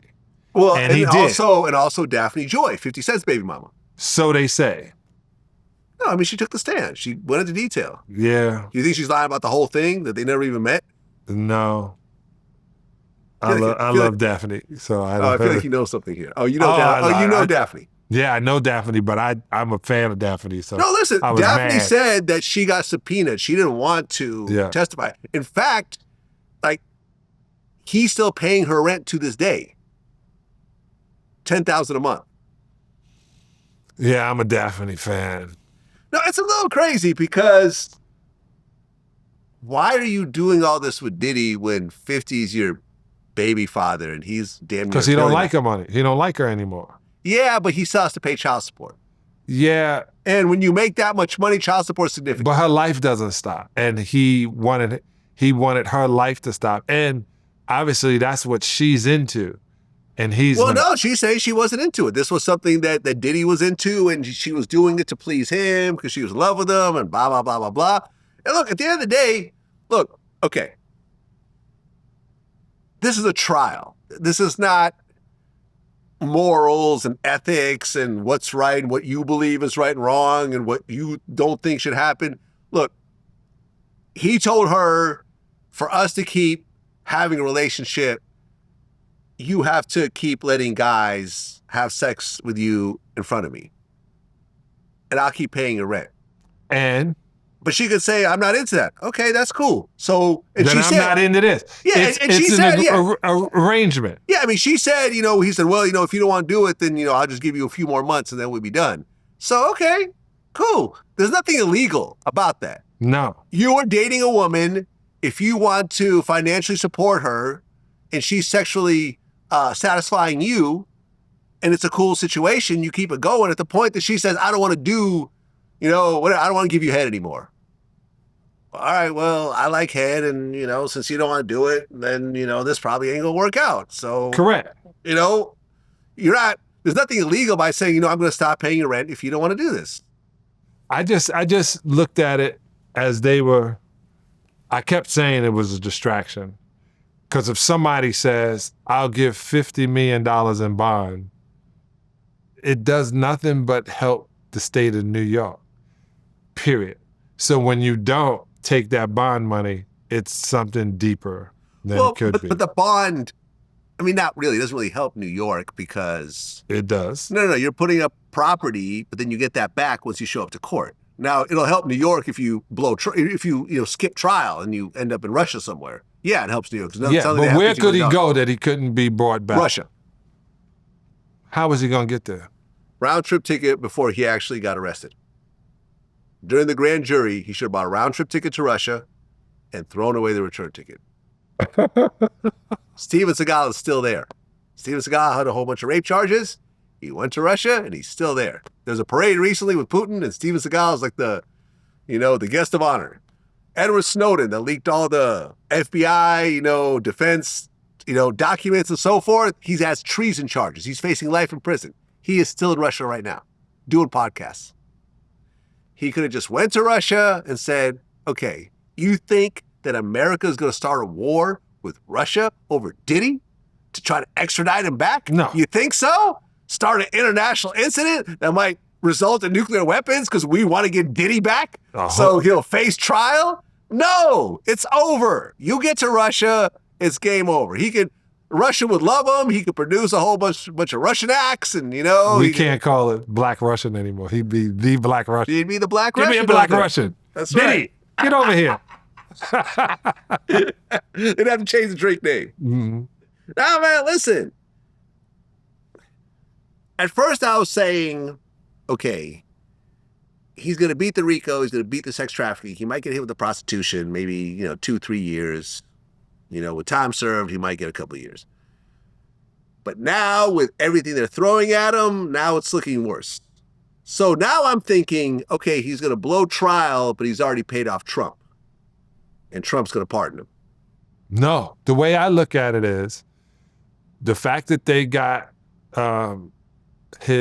Cassie's friend, his ex-assistant, to prove that she was lying, or they brought proof that she was lying, or she was mistaken in the days, however that may be, and the fact that she went after, called him for the money first, without going to try to get a civil court, she went to him directly and said, "Pay me this or this." That always happens. Right. That always happens. Yeah, before you file a lawsuit, you meet with the other side and say, "Listen, before we file, would you like to settle? Here is our offer. We can negotiate." She wanted $30 million. He told her to kick rocks. She filed a lawsuit. 24 hours later, she got $20 million. Right. But I'm talking about her friend. And then because it's a jury, and the jury is hearing it better than we're hearing it. Yeah. And when you're sitting around realizing, oh, these girls were the party girls. And in a moment of clarity, as Eminem would say, they were sitting at a bar with a lawyer, and and he goes, "Look, I can get you this, and you're going to leave with more than 50% of the money." So think about what Cassie's life is now. Her husband has to deal with finding all of this out. Her kids have to hear all of this stuff that went about and her choices in life. I think the courts are going to come back and let Diddy off because the only thing he did on camera is when he was pulling Cassie down the hallway. Yeah, but you can't get charged with that. It's past statute of limitations. Right. It's an awful act. But Shouldn't it make you wonder about CNN too, who bought the tape and then said they destroyed the master? Oh, they did? Yeah. They admitted buying it and then admitted destroying it after they edited it. Why would CNN have so much into that and then not release it when it happened? Well, when did they get it? They released it as soon as they got it, or they were holding on to it? They were holding on to it. Huh. I don't know. Because the security guard took the stand and said that Diddy paid him $100,000 for that tape. Offered to pay him. No, he did pay him. No, it was not an offer. He showed up. I read through the transcripts. He showed up with a brown paper bag. It was $100,000, and he split it with the other security guards. His take was $30,000. He bought a used car with it. That's what happened. It wasn't an offer. That was a damn shame, then. That's actually what happened. I don't know if it actually happened like that, but he took the stand and said that. From what I heard is that he offered, and supposedly he didn't take the money. But the fact that that's CNN, not what happened. That's not what happened. Well, I know that CNN owned the tape. And yeah, but there might be multiple copies of the tape. He said they edited the tape, and then they said, okay, well, let's see, because there's laps in it. And they said, we destroyed it, which is crazy. They said the same thing about the moon landing. Anyway, same people. True story, though, ladies and gentlemen. They said that. Yeah. We destroyed the tape by mistake. Yeah. It's a crazy situation. Now, the defense is actually asking for a mistrial right now. Right. Because the stories don't add up. So Cassie told a story about Diddy hanging this girl off the balcony. She said she was there. And then the girl's like, oh, you hung me out the balcony. But then it was found out that on that date, Diddy wasn't even in the state. He was somewhere else. Neither was Cassie. Yeah, neither was Cassie. So both of them are lying, and they're saying that the feds knew they were lying and still put them on the stand and let them lie. So that's a mistrial. Now, a mistrial, all that means is they got to start over again. It's not like the feds are going to drop unless they give him some sort of plea deal that he accepts. Well, if there was a mistrial, he shouldn't take a plea deal. Because the mistrial just means there's going to be a new trial, but before the new trial, he could get offered a plea deal. Which would be a mistake on his part to take a plea deal when the prosecution already showed they were slippery and weak at this point. Yeah, I don't think it's a great case. I don't think this is a slam dunk by any stretch of the imagination. I mean, it's I don't know, man. I almost feel like they just want to embarrass him. They did a good job of that. They did a great job. I know a guy, man, that got a picture of Diddy dancing with his mom at the wedding. I don't think they ever watched that video after that. That was a pride and joy until this happened. She was like, she broke that motherfucking tape in half. You just gotta, I think the main objective that the prosecution is going through, because that's the government, is wants him never to make money. There's nothing he can do now except invest in stock and buy real estate quietly when he gets out of this. Like, they wanted to cut his tongue out and silence him. He can't run for political office. He can. You know what he can do? He can become a preacher. Oh yeah. Ask for forgiveness. I've seen the light. He should become a rabbi. That'd be a rabbi. funny. Oh, that'd be great. He should be with the black Israelites on the street. That would get him a megaphone. That will be an Avengers epic. outfit, and you're there. You don't know what tribe you from? Yeah, yell at the mixed couples as they walk by. I've gotten yelled at by a few black Israelites in my day. Oh yeah, what you doing with that black woman? What you selling out, sister? You need help? Blink twice. Blink twice. And you know what makes it crazy is like Kid Cudi took the stand. Yeah, I love Kid too, man. And I reached out to Kid before this happened. Numbers have changed and whatever. I was with him at Coachella years back. And I always liked his style, liked his sound.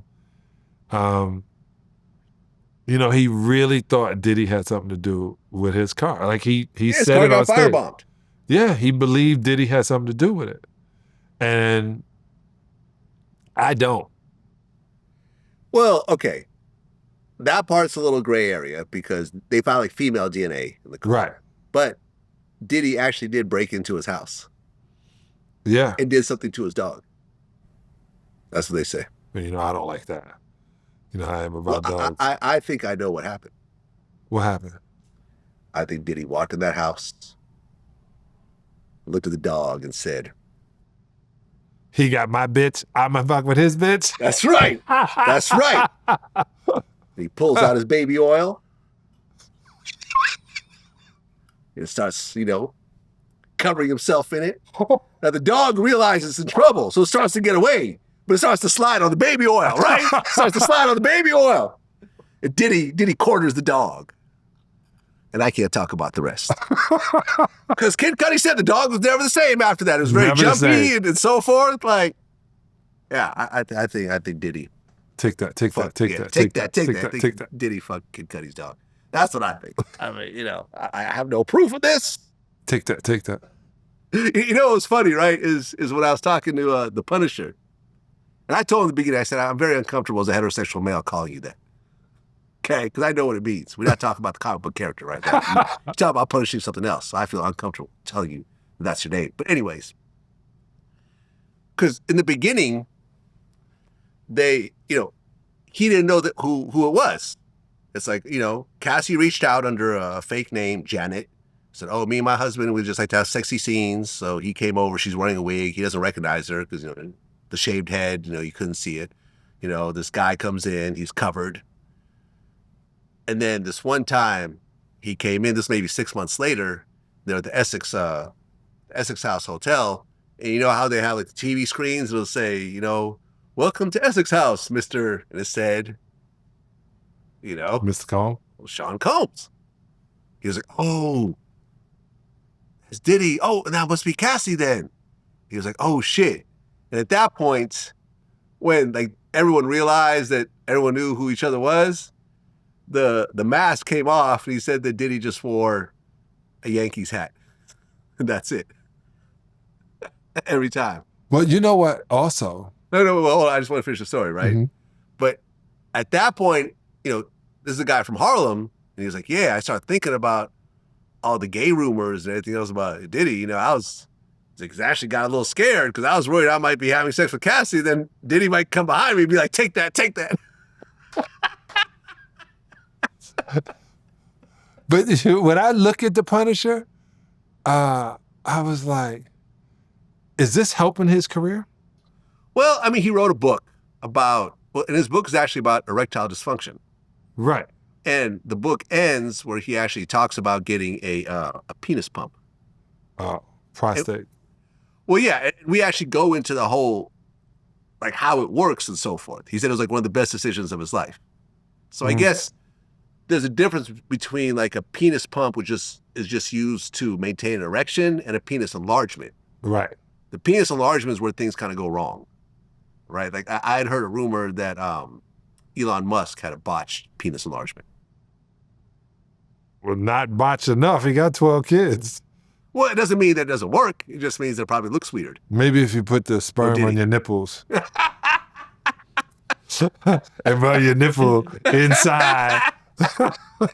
Whatever that may be. Yeah. No, but he described how it works. There's this little pump, like kind of under your testicles and so forth. So usually when you get your prostate cut out, you can opt for a pump. Okay. So when they take the prostate out, every man is going to have or die from prostate cancer. Period. End of discussion. If you don't believe me, go into Vlad's comments and tell me I'm wrong. But that's the truth. Every man is going to have or die from prostate cancer. So I constantly am doing as many things as I can to work on my prostate. If I get up and go to the bathroom at 2 o'clock, 3 o'clock in the morning, 4 o'clock in the morning, and I've been supposedly asleep for 3 hours, I know it's my prostate. So I just was always thinking of how to keep that going and getting that pump. I have my boy named Ron. He says the girls like pumping it. And I was like, you're making a joke of this. He said, Sal, I have to. He said, man, I sit there and one girl is rubbing and the other one is just pumping it, and they just watch it go up and go up. And he says, it just doesn't have the energy of the blood to go up, but I have sensitivity. And I was like, okay. So I just wondered if it was going to help him. Yeah, I mean, look, he said he convinced his dad to get one, who was like in the 60s at the time, and they both say it was the best decision ever. I mean, listen, when I'm like 70, I might do it. You know, at this point, I have, at 51, I'm good. But at 70, yeah, why not? Why not? I mean, he said there's no difference. It feels exactly the same. You don't feel it there. I mean, he said, just imagine like the most rock hard you've ever been. That's what it gives you every time, for as long as you want. Eat your fruit and vegetable. Walk and keep as much cold water on your your prostate as possible. So cold plunge. That's all I'm saying. Yeah. Apparently Kanye's into the cuckold thing as well. In fact, his new album is supposed to be called Cuck. The reason I'm thinking this is, and if a guy says he's not into it, I don't totally believe, because I've been an athlete and I've been in trains as a conductor before. You understand what I'm saying? That's how I am here. Right. And so, and guys get turned on when they watch porn. Yeah, but I don't get turned on. And I see what you're saying, because, I mean, listen, I have had sex with porn stars while watching their porn scenes on a laptop. Who hasn't? I'll admit it. I've done Right. it before. I've done it. And, you know, obviously it's with other guys. So I can see how there's some similarity, but I don't look at it as the same thing. I don't then get the sloppy seconds and, you know, there's still like man juice all over the place and so forth. Listen, it is what it is. And I even asked Punisher, I was like, do you think Diddy's gay? And he goes, I don't think so. No. Because nothing gay. In fact, he was instructed to never make eye contact with Diddy, never talk to him, never address him, never look at him, nothing. He said the first time he ever made eye contact with Diddy was as he walked off the stand. That's when the eyes locked for the first time ever. See, I'm just going to tell you. I know some wonderful porn actresses, and they were great in situations of 3, sometimes 4 Yeah, I've done different. 4. Okay. I've done a foursome, 3 girls. And they had the better end of the deal, right? Because they get all the attention. Correct. And I've been in a situation where there was 3 women. Yeah. And the women have to be, they have to like one another, and they have to know the hierarchy of how it's going to go. She brought you in here, so you're going to do what she says to do, blah, blah, blah, blah, blah. It has to move that way. Mm-hmm. And think about this. Diddy know he couldn't sexually satisfy her, so he gave her something that she can sexually be satisfied. And she liked it. Well, you mean all these cases? No, I don't think that's that. I think he liked, like he was hiring the male prostitutes. In fact, like Daphne Joy said that certain instances, like 3 different guys would come in one after another the same night. But I understand that they get to choose. Sometimes. Yeah, I mean. Then they shouldn't be on stand because the lifestyle they chose. Yeah. With Daphne, I think in the beginning she wasn't choosing. That's what she said on the stand. Listen, I don't know. Like Diddy, you know, this stuff is weird. It's semi-gay. It's embarrassing. It's potentially criminal. But like, for example, like I've interviewed actual sex trafficking victims. You know, this girl, Mia, who was involved in the TK case. Like she was 12 and she met a 17-year-old. And by 14, she was going to strip clubs. And by 15, she was stripping and, you know, going to motel rooms and turning tricks and stuff like that. Like that to me is sex trafficking. Like that is awful. That's, you know, that's the essence of the law. Hiring the Punisher to come in and have sex with Cassie for $2,000, something you probably do for free anyways. Most men would do that for free. He said, I asked him, I said, did you feel trafficked? He's like, not at all. In fact, it was always local. I didn't even have to, you know, cross state lines. I was already in New York. They were in New York. He's like, I didn't feel trafficked. I wanted to do it. And I got paid a nice amount of money. She was with it too. Everyone seemed like they're cool with it. And here's the interesting part. Here's the interesting part about this situation. Every single time, Cassie was the one that would reach out to him to schedule him. And at the end of the night, she would give him the cash. So technically, she's the one engaging in prostitution for hire. Correct. Not him. But she took immunity. And that's the thing. She took immunity while she could actually be charged with the crime right along with Diddy. Think about it. Like, remember Jeffrey Epstein and what's the name of the girl that was with Jeffrey? You know what I'm talking about? Gazelle. Yeah. She's in prison right now, but Cassie is $30 million richer. And here's what I think will actually happen at the end of the day. We were talking about prenups before. Think Cassie and her husband have a prenup? Bet you they don't. Bet you they don't. But And it would not surprise me if he filed for divorce and took half. $15 million. Plus child support. Plus alimony. It's about a city boy summer. It's a city boy summer 2025. City boys up. City boys up. up to. And what I think will happen also is that a bunch of the sex workers will end up suing Cassie. Because now that she got that $30 million, now she is the target in the same way Diddy's a target. You can't sue Cassie when she's broke with the, you know, with the broke husband. Now she actually has $30 million. Now they're going to say that they were exploited by her, they were forced to do things and so forth. That's going to chip away also. That's what I think will happen. Yep, that's what I think will happen. I actually asked Punisher if he's going to sue her. He goes, no. But he's one of like 12 prostitutes.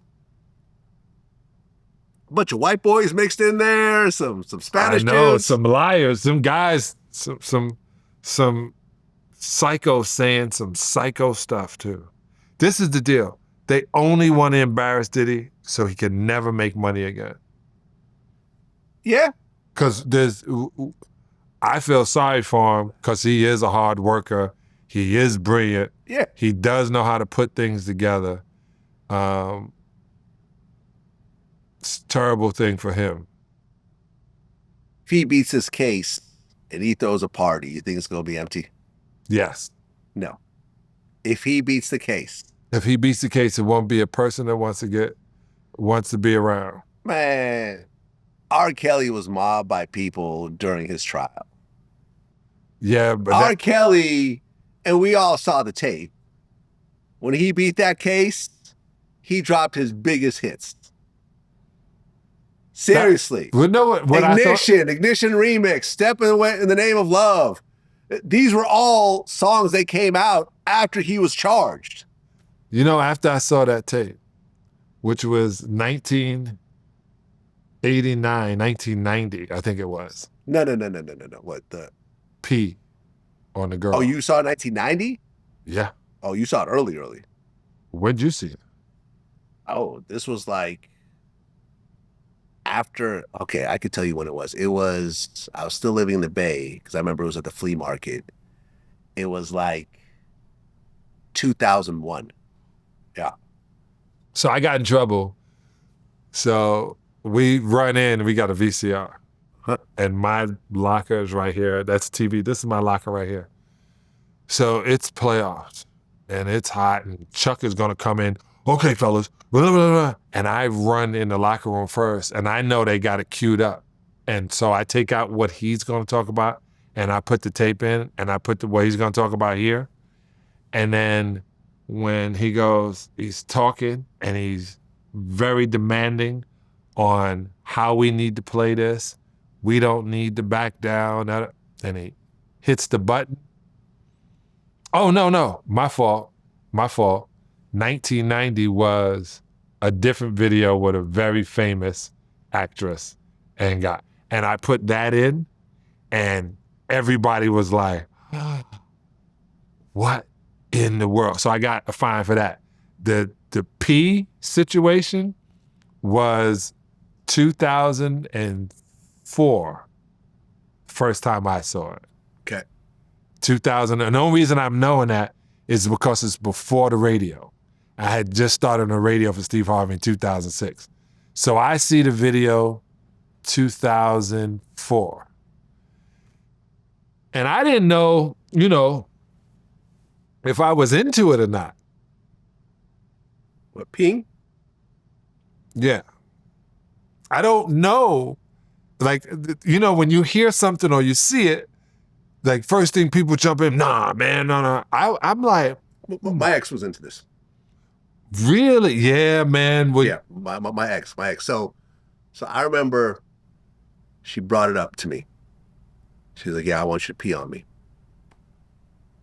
I'm like, okay. So we get in the shower and I pee on her. And afterwards, I'm like, I don't get it. What did we just do and what did you get out of it? She's like, well, it's like a taboo when it breaks down the walls of intimacy where it's like we're so close that even peeing is not considered taboo and it's just like one of those things, like a mental thing. And I'm like, all right, I don't get it. So I'm good. I did it. You got what you wanted out of it. I don't want to do it again. I don't want you to do it to me. And that's that. Okay. But I did it. I mean, I've talked about it before. I did it. But it was her asking me to do it. In fact, I remember when Cassie took the stand, I think one of the male escorts said that she asked him to pee in her mouth. Okay, so let me just say this. Let's go. I have no idea where this is going. When I was younger, yeah, and the only reason I say that is because I can almost tell you the year. It was after we won our second championship. My boy Mike says in Detroit, I'm serious. We should have called and told people we were leaving the house so they can carry us anywhere we wanted to go. We were like superstars in our second championship, 1990. And I remember I'm messing with this girl, and she had this beautiful long hair and like beautiful blue-green eyes. And she would not let me hit. You know, I'm kissing and trying to reach my hand around. And I was like, man, forget this. I gotta go to the bathroom. And I go to the bathroom, but you know, when you rock hard, you gotta hold on to the wall until your mind can convince you, okay, move this out the way and start peeing. And she ran in and sat on the toilet with her chest like this. And by that time, you know you can't stop peeing. Boys don't have that muscle. right. So I just kept peeing. I think I peed. It felt like 5 minutes. So when I heard them, Diddy and Cassie was like, slow down. Peas. I was like, yeah, that's right. You gotta think about how to slow down. You don't want to be forceful. And that's what she was into, is why she didn't want to have penetration. She just wanted all the other stuff without penetration. Okay, So yeah. I'm not gonna say I'm not into it. I'm just gonna say it was a really cool thing to experience from that point of view. Yeah, I didn't find all that cool. No, it's very judgmental. No, listen, if you want to pee on each other, go ahead. Like, I'm not judging you for it. Like I said, You did. You judged. No, I did it. Like, that's what I'm saying. I can't judge you if I actually tried it myself. Like, I did it, right? And I didn't do it again. It was a one-time thing, and I'm cool with it, and it's not. But look, people are into BDSM. Like there's all types of, I mean, it really, dudes is into strap-ons. They like to be pegged. Like there's all types of shit that I don't even consider, but it's a thing. Yeah, you know what a trip is? I think this case is making everybody not question themselves, but to question what they think and what's right and what's wrong. I guess it is questioning, I'm not gonna say your sexuality, but your sexual thoughts or what you think is okay. And it's only once. Remember this great teacher said, don't knock it till you try it. That's all he used to say. And he goes, don't knock it till you things try I don't need to try. I said the same. That's the thing. That's okay. Like, I don't know what it's like to be with a man, but that's okay. I'm said okay with that. And I can live the rest of my days not knowing what gay sex is like. And that's okay. I'm totally fine with that. Totally okay. Don't need to open that door. I'm cool. I used to say, I just don't want to be on the team. I want to be on my own team. And that's it. I'll tell you the craziest thing. I heard something crazier than the whole Diddy trial put together recently. I had Terrence Gangster Williams on. That's Birdman's brother. Right. And I put him, like a few months ago, I put him in the same room as this dude, Lil Diesel. They were arch enemies. They were shooting each other, stabbing each other. It was like a war was in New Orleans, and these guys absolutely hate each other. They haven't seen each other in 30 years. Last time they saw each other, knives were pulled out. But now they're 20-something years out of prison. So I got them in the same room. They talked it out. It was a really dope moment. Now they're living together. Diesel moved in with Terrence and his mom, and they're living together. They're roommates, and they had this really dope friendship, and I'm partially responsible for this. I'm the one that put them together, right? Mm-hmm. So we're talking, and they're both in the interview. And Terrence had interviewed the Booty Warrior. Oh, yeah. Yeah, that guy. The guy that I refused to interview, by the way. Really? Yeah, he threatened to rape me afterwards, but whatever. That's a story. But anyways. You right? trapped in here with me. No, he was like, Vlad, I like you and I want you. We can do this the easy way or the hard way. I said, what? I said, the booty warrior just tried to rape me. Goddamn, I was ready for this today. Okay. But anyway, so I'm like, they'd been locked up. And I said, yo, have you guys, are there a lot of booty warriors like this? Like these predators? And prisoners like, yo, there's hundreds. And then Diesel told me something crazy. He said, yo, in Angola, there was a dude, like a middle-aged dude. His punk was his son. Yeah, I wasn't ready for that. We weren't ready for that. And the excuse was, well, I didn't know him. I didn't grow up with him, so, he's like a stranger. And, if anyone's going to do it, might as well be me.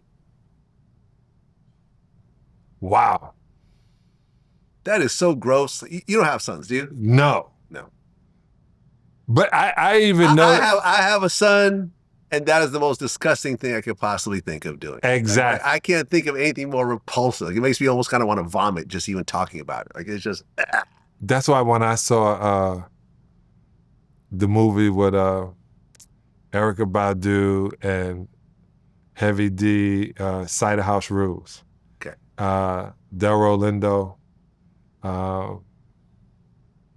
And he wound up, Delroy, getting stabbed because he had impregnated his daughter, which was Erykah Badu. Mm. Yeah, in the movie. So even when you hear and you see things like that, either side, I just can't imagine anything being close to damaging my seeds. Like I mean, sometimes when I would get mad at my daughter for hanging out and I would have to run down because something was crazy, and I'd get in the car and I'd be like, you know better. And she'd be like, I'm sorry, Daddy. And I just would take the deepest breath because I can't imagine something happening to my seed. So to do it that way, that's whack. Yeah, it's just disgusting. But he also was mentally disturbed. He's in prison for a long time. Yeah, and what they said was interesting. They're like, listen, you got to realize that there's a lot of men in prison that have never been with a woman. Mm. You don't want to think about that, but think about it. You get locked up, you start getting locked up as a teenager. You do a crime, and let's say 15, you turn 18, they transfer you to adult prison. You may not have had a woman yet. So all your sexual experiences were with men. That's it. You don't know anything else.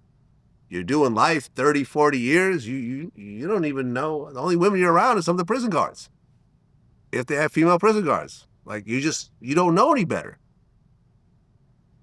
All you know is take that. Take that. Yeah. I mean, look at your man Kanye. I don't even know if that's Kanye. That's Kanye.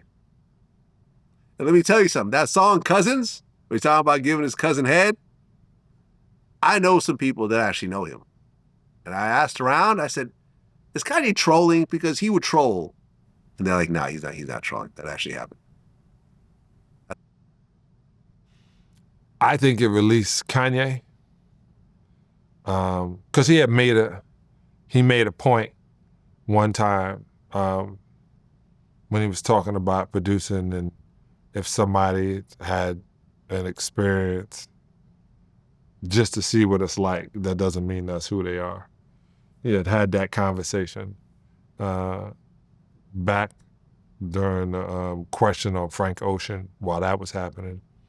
And he had talked about, different people having different experiences, but it doesn't sway them to one side or the other. It was just an experience. I think Kanye cleared himself.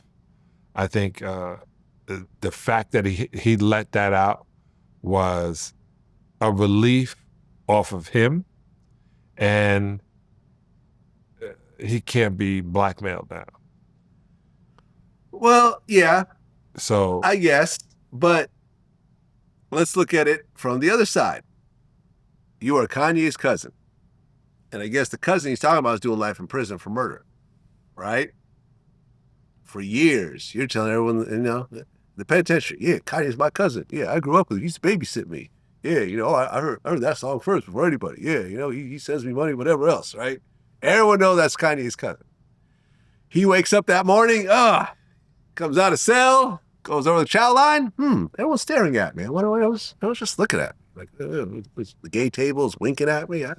I wonder why. What's happening there? The gay tables, Clarence. Then he gets that tap on the shoulder. Yo, man, what's up with your cousin? What do you mean? So he sucked your dick when you were 11. Until he was 14. Until he was 14. I mean, that is incest, by the way. Let's just talk about that. It's also child molestation. Let's talk about that. But only if it's done by an adult. No.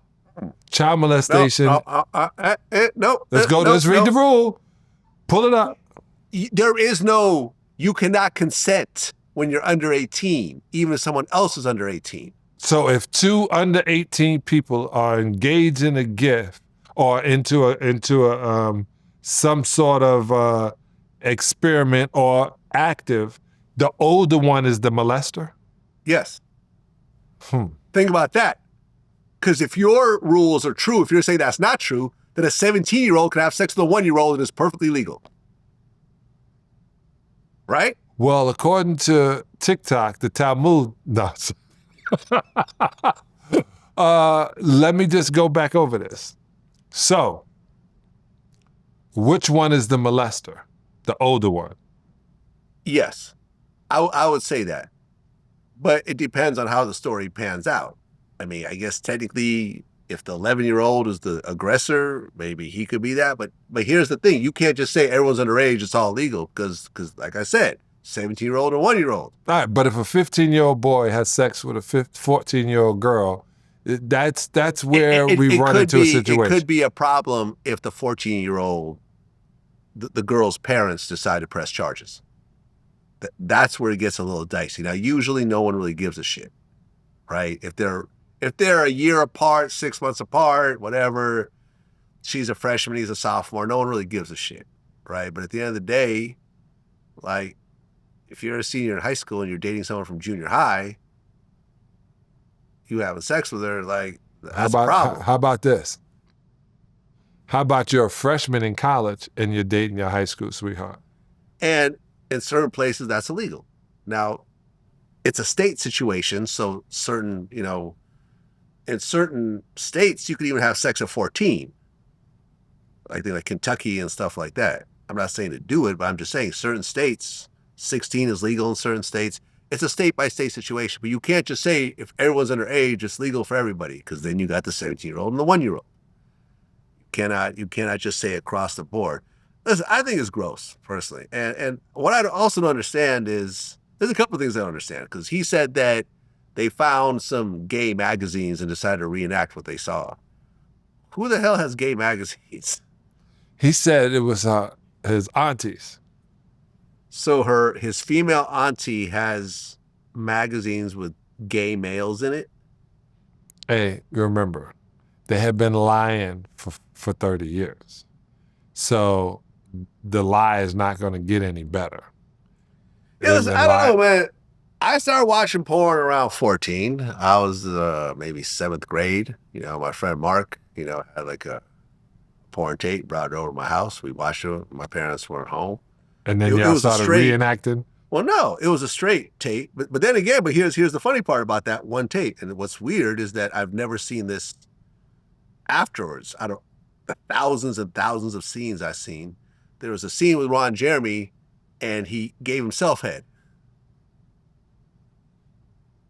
Yeah.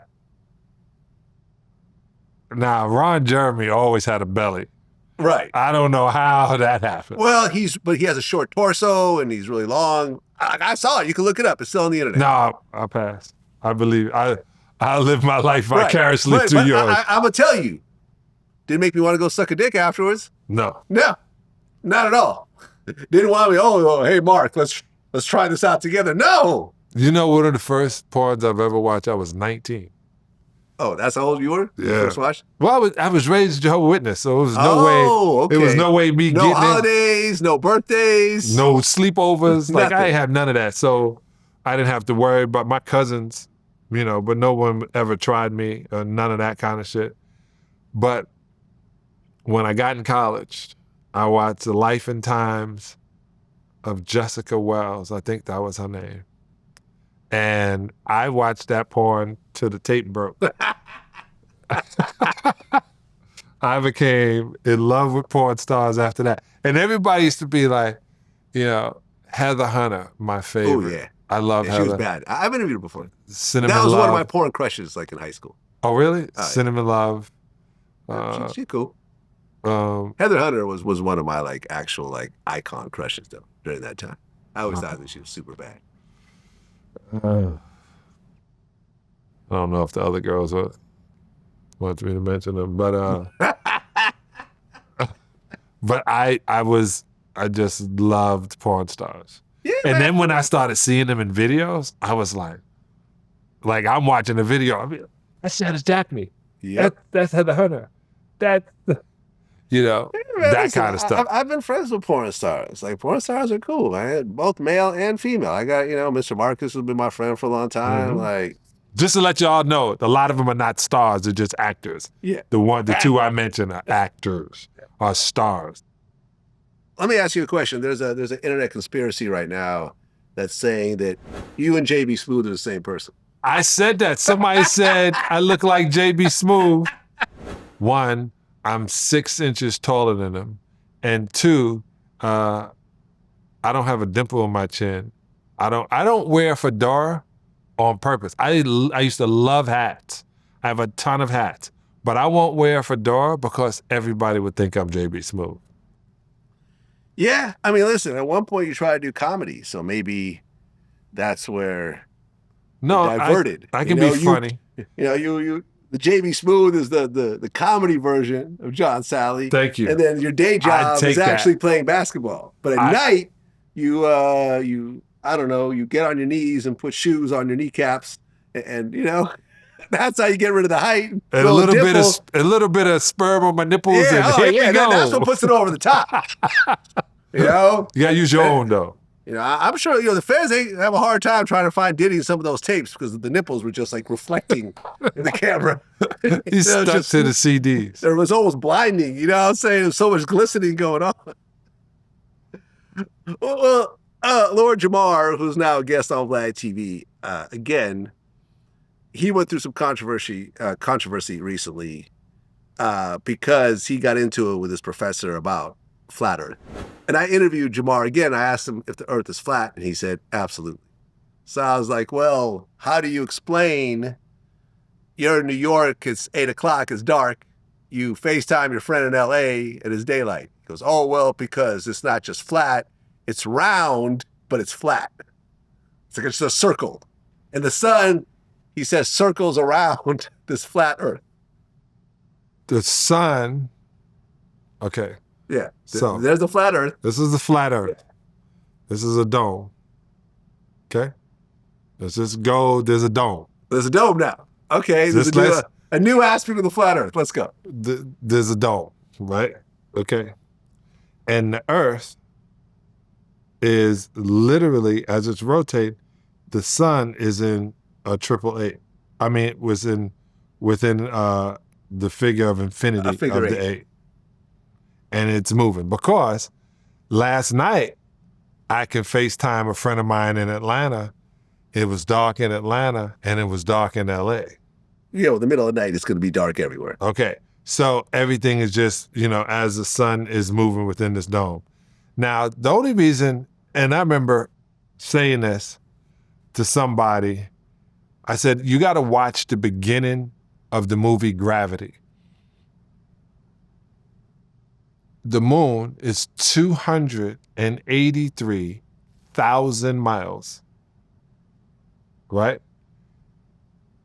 From here. And no, it's 280,000 degrees below zero. Like it is so cold in space, there's almost no way for us to exist in space. And it's so cold that you can't do the things that they are acting like they were able to do. So when they showed the satellite. Space is 2.7 Kelvin, which is minus 455 degrees. Minus 455. What? Or 270 degrees, minus 270 degrees Celsius. Really cold. What spaceship is going to withstand that cold? What outfit is going to withstand that cold. None. Well, So when they showed them outside the space station going around and doing. well, see, there's this thing in cars, right, called a heater. And when you press it, you can set the temperature, and then hot air comes out and makes everything warm. I'm pretty sure they figured out one of these for a spaceship. Can't. Really? Think about it. Okay. It's that cold. So this little small spaceship on the inside. Okay, let me just say this. It's a heater. Okay, I'm gonna say this. You could be in a cold room, you turn on a heater, it gets warm. Do you think they use gas for their planes, for their spaceships? They use fuel, rocket fuel. How? What do you mean how? They use it to get outside of the atmosphere. Yes. Then what? Then there's more fuel.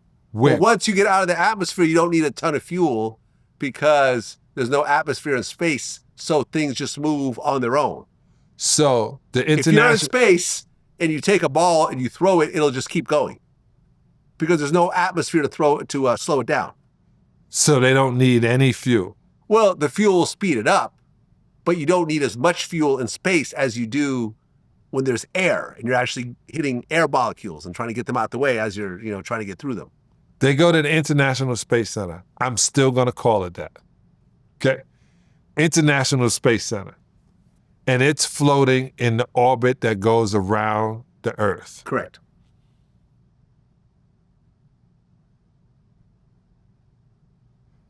They can't go any further than that into space. They have. They can't go any further. So they just hit a than wall. There's the atmosphere. There's a dome. You just hit the dome, and that's that. That's it. That's it. Okay. You can't go outside of What happens when you go over the edge? edge of what? The Earth. Because if it's flat, then there's an edge. Right. But there's an edge to our part. It's still flattened. Like there's no edge to it. I know it sounds crazy. It sounds crazy. Okay. But within our dome, within our space, are these outer lines. And then there's more outer lines. Okay. Now, you do know that, some flat earthers went to Antarctica to prove the Earth was flat, and they realized once they got there that the sun didn't go down. And they have all basically said, okay, our mistake. It actually is round. Right. Because on the top, what they should have done is calculated the sun goes like this. Yes, the figure eight. We're Right. back on the figure eight thing.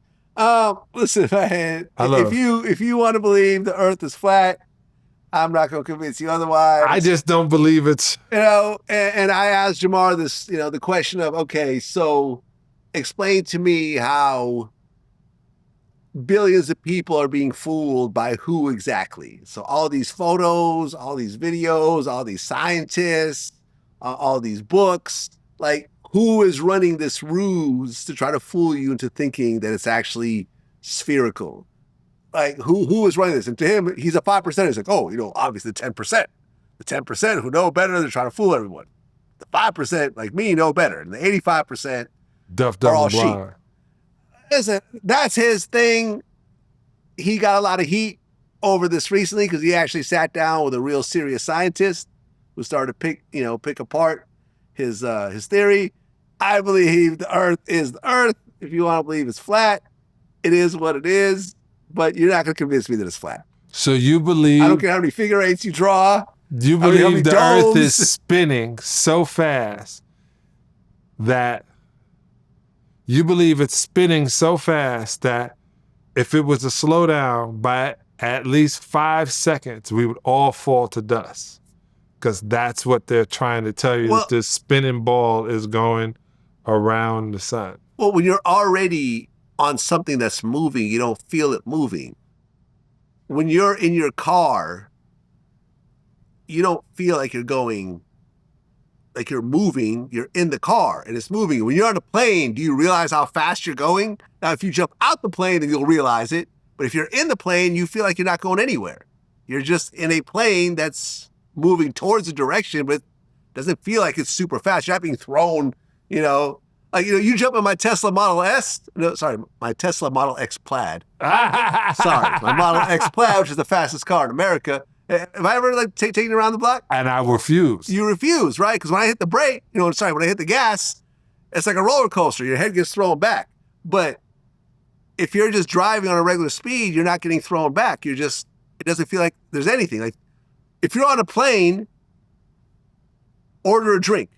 You put the drink down, it doesn't get flown back. It just sits there. And that's what's happening on the earth. It's moving, but yeah, it doesn't feel like it's moving because you're part of that moving mechanism. I'm not explaining it all that well because I'm not a scientist, but that's essentially how it works. You're not buying it, huh? No. What do your daughters feel about your whole flat earth They think theory? I'm crazy. My daughters think I'm crazy anyway. I just don't agree with the globe thing. It just makes more common sense to me that we're on a flat plane. It just makes more common sense under a dome. And it was funny. I've always thought it. And then when it became a thing where this internet and we were able to have these conversations, I would say, that's so tripped out that every time they show the earth, it's flat. And they go, well, it's in a book. And they have to spread it out to show you how it is. Yeah, listen, there are theories out there that Sweden is not a real place. It's actually just like a fake country that they created out of thin air, but doesn't actually exist. There's lots, some people believe that Bigfoot is real, right? Like there's all types of. Hey, you didn't believe there were giants. I still don't. I mean, Do you believe there are dinosaurs? Yes. So you believe that there were dinosaurs, but you don't believe there were giants. Well, there's actually skeletons of dinosaurs. There's no And skeletons of. No, these there's I'll be honest. I kind of think that Shaq is a giant. He is. Yao Ming. Yao Ming, who makes Shaq look short, is an even bigger giant. Right. But let me Do tell I believe in those guys? Absolutely. I mean, I've met Shaq before. So you believe it. But this is what I'm trying to tell you. He's a real person. I can tell you Shaq is a real person. I just don't understand. He's not AI. I just don't understand this. And this will probably get me in trouble. Why in museums they have bones of dinosaurs, but not one burial site of Moses, Jesus, the pharaohs, none of those people. But they have. Jesus is allegedly buried in. Allegedly. In Jerusalem. I mean. There's no what you. Well, listen. My deal is this. I went and I paid attention and I looked at these dinosaurs and I just don't buying believe it? So they're all fake. Mm-hmm. So someone basically just put together these fake bones and smushed them together and said, Made "Oh, them look, big. they're dinosaurs." Made them big. Do you believe in dragons? Komodo dragons? No, I'm talking Game of Thrones dragon. No, they breathe Okay. fire and you can ride on them. No, Okay, those are. and there were like pterodactyls, flying lizards. I mean, but lizards and birds are very similar, just period. In fact, they're realizing now that a bunch of the dinosaurs actually had feathers. Right. They didn't realize that before. But Well, they had lizards talent. and birds are relatively similar. You take a bird and you take all its hair off and you look at a lizard side by side, they're not that dissimilar. They're somewhat related to each other.